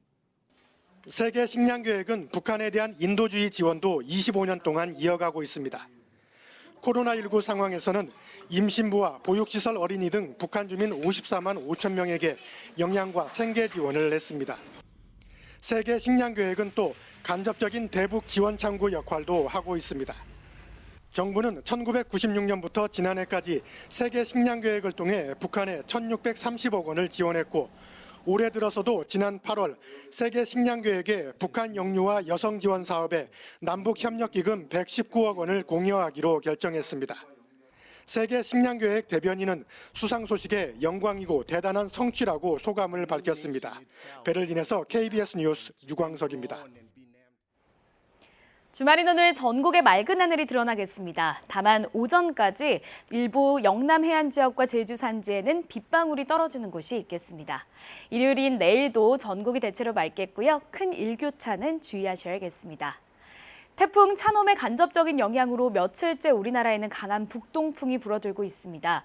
오늘도 해안 지역을 중심으로 바람이 거세게 불 텐데요. 남해와 동해, 제주에는 강풍이 불겠고 동해안 지역에서는 높은 너울성 파도도 주의하셔야겠습니다. 오늘 전국의 하늘이 대체로 맑겠고 영남 해안 지역은 종일 바람이 강하게 불겠습니다.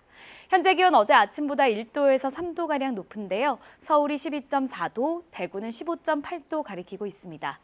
한낮에는 서쪽 지역을 중심으로 비교적 포근하겠지만 동해안 지역은 강릉이 19도, 포항 21도에 머물면서 종일 선선하겠습니다. 바다의 물결은 동해와 남해 제주 해상에 풍랑주의보가 발효 중인 가운데 물결이 최고 4m까지 거세게 일겠습니다. 당분간 맑은 날씨는 계속되겠고요. 대기는 점차 건조해질 것으로 보여 화재 예방에 힘쓰셔야겠습니다. 날씨 전해드렸습니다. 정부기관이 쓰는 말을 보면 쉬운 우리말을 두고 외국어를 남발하거나 어려운 단어를 섞어 쓰는 경우가 많은데요. 공공언어 사용을 규정한 법률이나 조례들이 있지만 강제 조항까지 둬도 사실상 무용지물이라고 합니다. 이슬 기자입니다. 페이백 플랫폼 프랙탈. 우리말이 있는데도 굳이 갖다 쓴 외국어.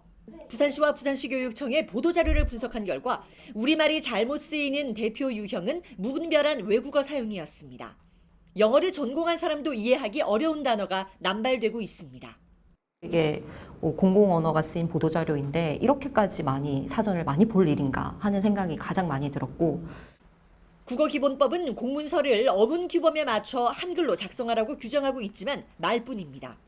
부산시는 정책사업 명칭을 정할 때 국어책임관과 사전 협의해야 한다는 강제 조항까지 두고 있지만 사실상 무용지물입니다. 지자체 국어책임관은 대부분 문화부서의 과장들이 맡고 있습니다. 국어 업무를 전담하지도 않을 뿐더러 권한도 강하지 않습니다.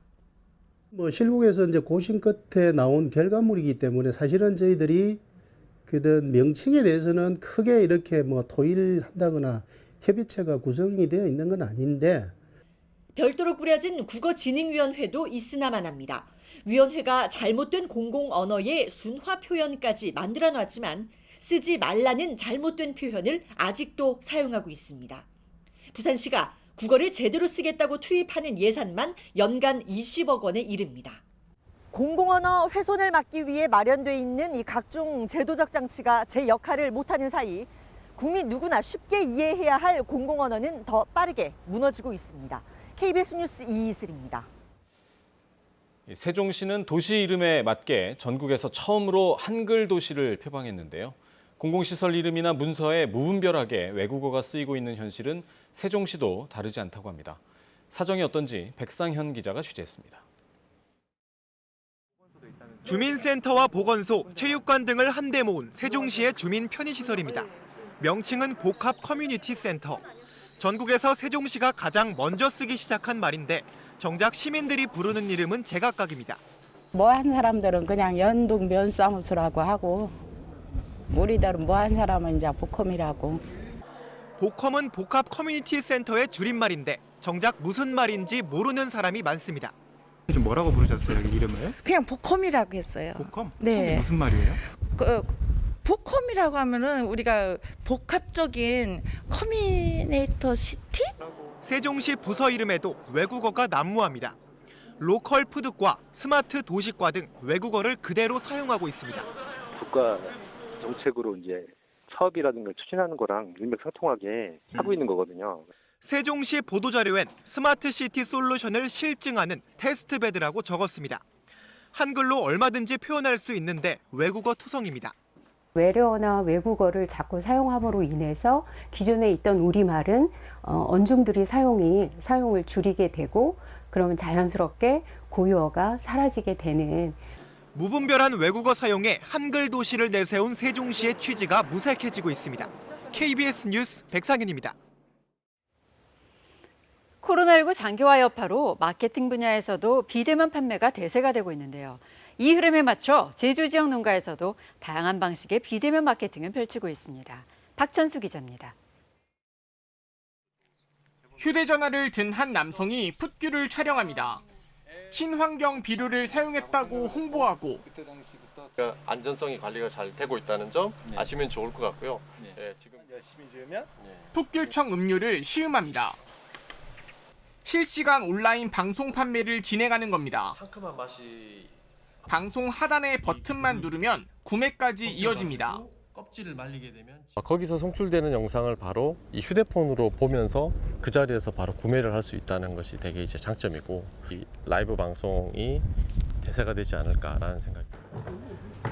이 망고 농가는 이메일로 온라인 주문을 확인하고 곧바로 포장 발송을 준비합니다.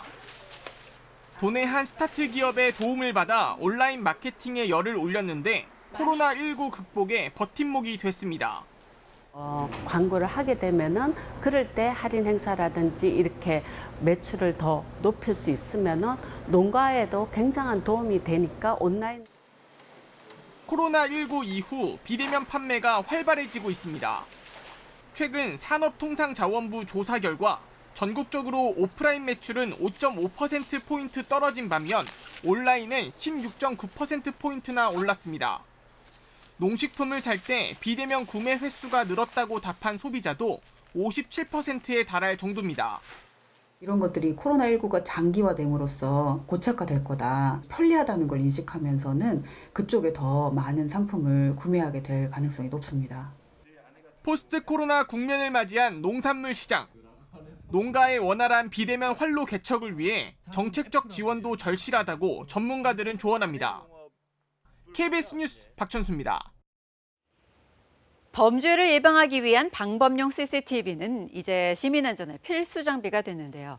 숫자가 크게 늘면서 24시간 지켜봐야 하는 일도 큰일입니다. 경기도 안양시는 인공지능 AI가 이 작업을 도와주는 시스템을 이달부터 도입해 큰 효과를 거두고 있습니다. 김용덕 기자입니다. 학교로 접근하는 한 사람. 화면에 성별과 복장이 표시됩니다.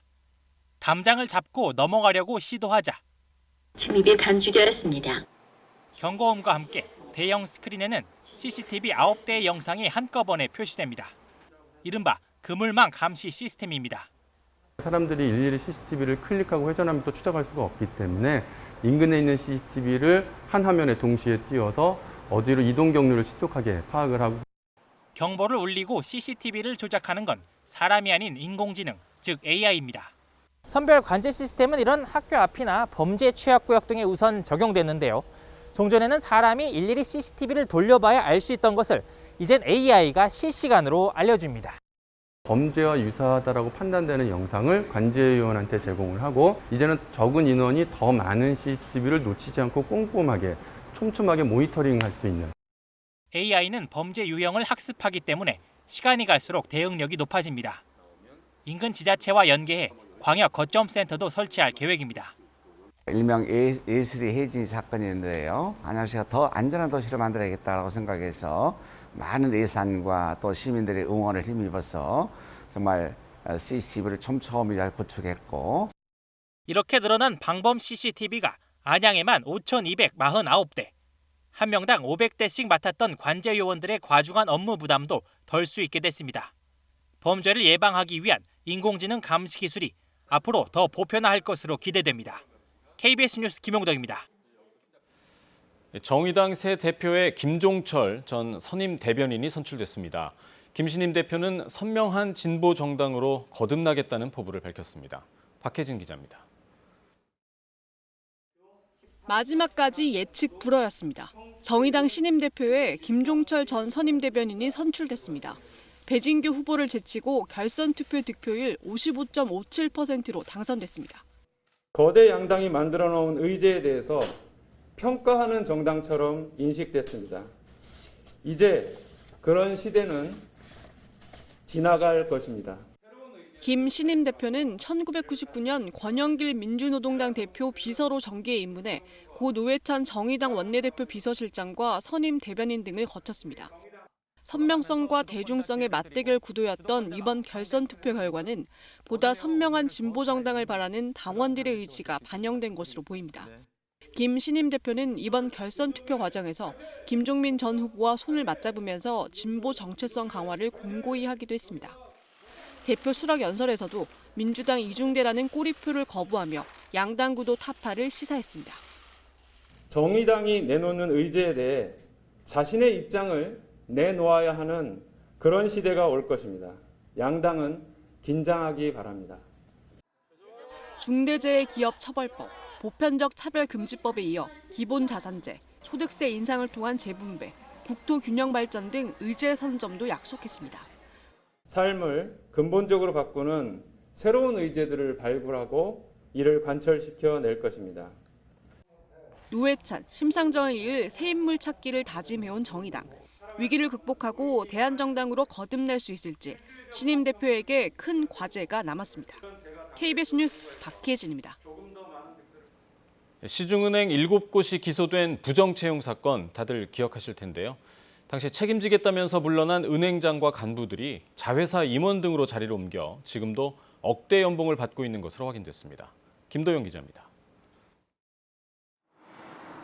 채용 비리에 대한 도의적 책임을 지겠다며 2017년 자리에서 물러난 이광구 당시 우리은행장.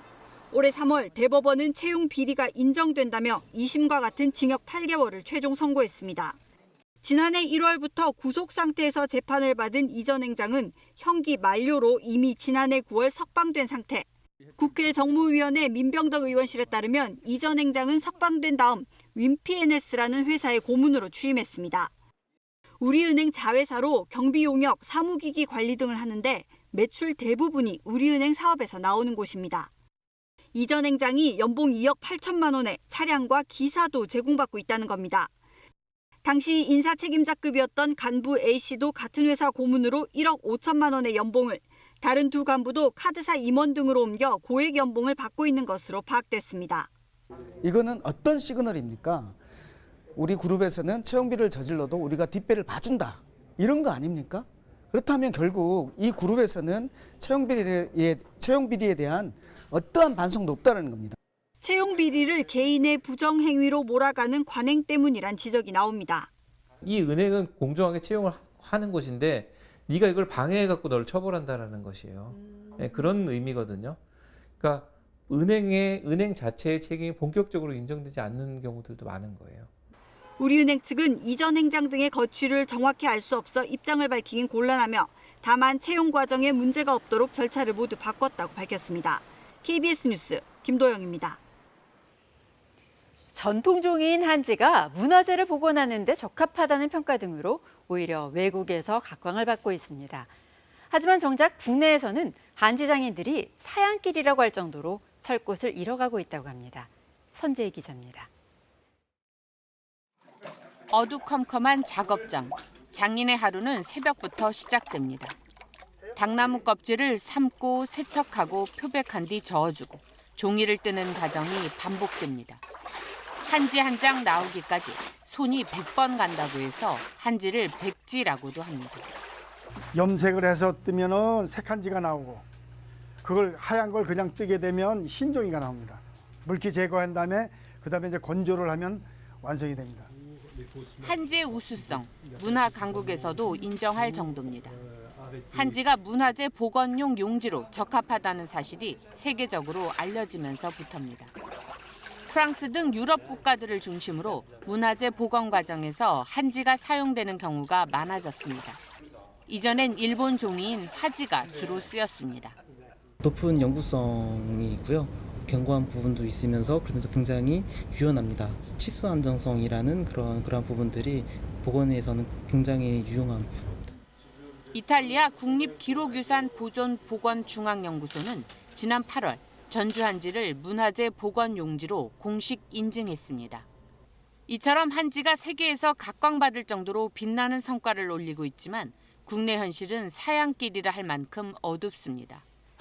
전통 방식으로 한지를 만드는 곳은 전국에 20여 곳만 남아 간신히 명맥을 유지할 뿐입니다. 과거에는 문풍지나 벽지로도 많이 쓰였는데 지금은 공예와 서예에 쓰일 뿐 팔로도 마땅치 않습니다. 사람들한테 보여줄 수 있는 이런 공간을 좀 만들어줘서 좀 우리 그 한지를 질도 높이고 많이 홍보할 수 있는 이런 곳을 좀 만들어줬으면 고맙겠습니다. 조선왕조실록 같은 지류 문화재는 위대한 종이 한지가 있었기에 가능했습니다. 국내에서 한지의 명맥을 잇는 사람들이 많아지고 한지의 쓰임새가 더 확장돼야 한지의 세계화에 박차를 가할 수 있다는 지적입니다. KBS 뉴스 손진입니다. 프로농구가 개막했습니다. 강력한 우승 후보 SK가 개막전에서 승리를 거뒀는데요. 부상을 털고 25득점 원맨쇼를 펼친 SK 김선영이 올 시즌 활약을 예고했습니다. 강재훈 기자의 보도입니다. 코로나19로 인해 사상 처음으로 관중 없이 막을 올린 프로농구. 팬들의 랜선 응원과 함께 7개월간의 대장정에 돌입합니다. SK 김선영이 개막전 초반부터 코트를 휘저었습니다. 지난달 컵 대회를 건너뛰게 한 햄스트링 부상도 잊은 듯 몸이 가벼웠습니다. 김선영의 존재감은 승부처였던 4쿼터에 더욱 빛났습니다. 속공 상황에서 수비 2명을 따돌리고 성공시킨 득점이 압권이었습니다.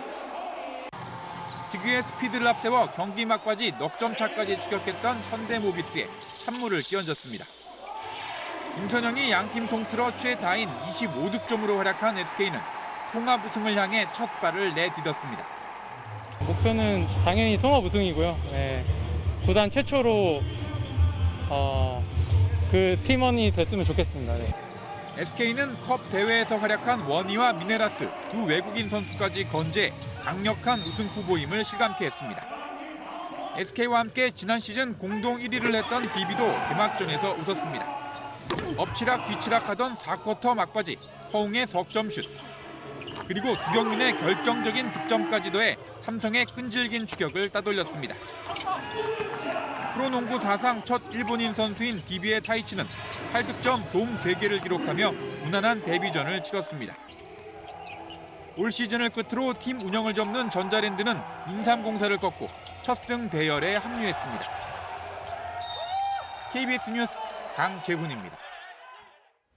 이 시각 교통 상황 알아봅니다. 한국도로공사입니다. 네, 한글날 연휴 이틀째인 오늘은 지방 방면보다 서울로 돌아오는 길이 더 불편하겠는데요. 특히 강원권으로 가는 노선 위주의 정체가 예상됩니다. 영동선 인천 쪽은 속사와 여주 일대 지나기가 불편할 것으로 예상되는데 많이 막힐 때는 강릉에서 서울까지 4시간 10분가량 걸리겠습니다. 지금 통영 대전선 통영 쪽으로 덕유산 부근 3차로에는 고장차가 서 있고요. 중부 내륙고속도로 역시 양평 쪽으로 문경세제터널 부근 갓길에 고장차가 있어서 주의하셔야겠습니다. 한편 동홍천 일대는 안개가 상당히 짙기 때문에 가시거리 확보에 유의하셔야겠고요. 많이 막힐 때 이동하신다면 요금소 기준 양양에서 남양주까지는 3시간 20분가량 예상됩니다. 영동고속도로 강릉 쪽으로 용인 부근에서 점차 차 간격 좁아지기 시작하는데 강원권 진입해서는 전 구간 소통 상태 괜찮고요. 52번 고속도로 원주 쪽으로도 초월 일대 짧은 정체가 시작됐습니다. 지금까지 한국도로공사 교통방송이었습니다.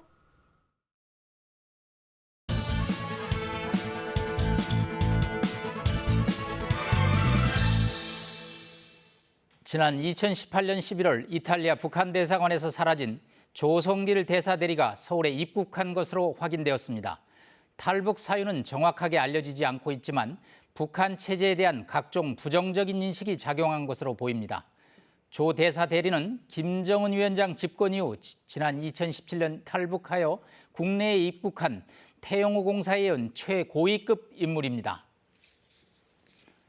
2011년 12월 김정은 위원장 집권 이후 최고위급 인사의 탈북은 평양 당국을 당혹스럽게 했을 것입니다.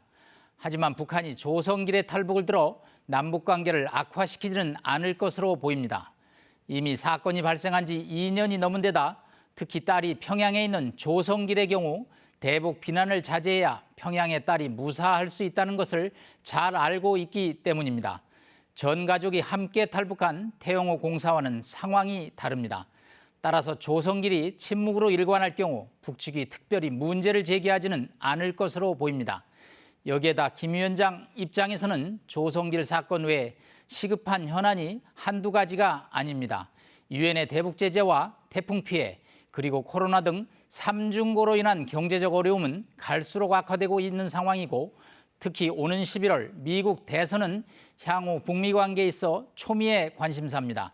여기에 북미 정상회담의 재개를 위해서는 남측과의 공조도 필요한 만큼 남북 관계를 관리할 필요성 역시 작지 않다고 보여집니다. 오늘은 노동당 창건 75년 기념식이 있는 날입니다. 김일성 광장에서 성대하게 행사를 치르면서 내부 단합에 나설 것으로 보입니다. 또 내년 1월 제8차 당대회를 성공적으로 치러야 하는 과제도 있습니다. 따라서 여러 가지 복합적인 이유로 이번 탈북 사태에 대해서는 되도록 문제를 삼지 않는 로우키 전략의 가능성이 커 보입니다. 뉴스 해설이었습니다.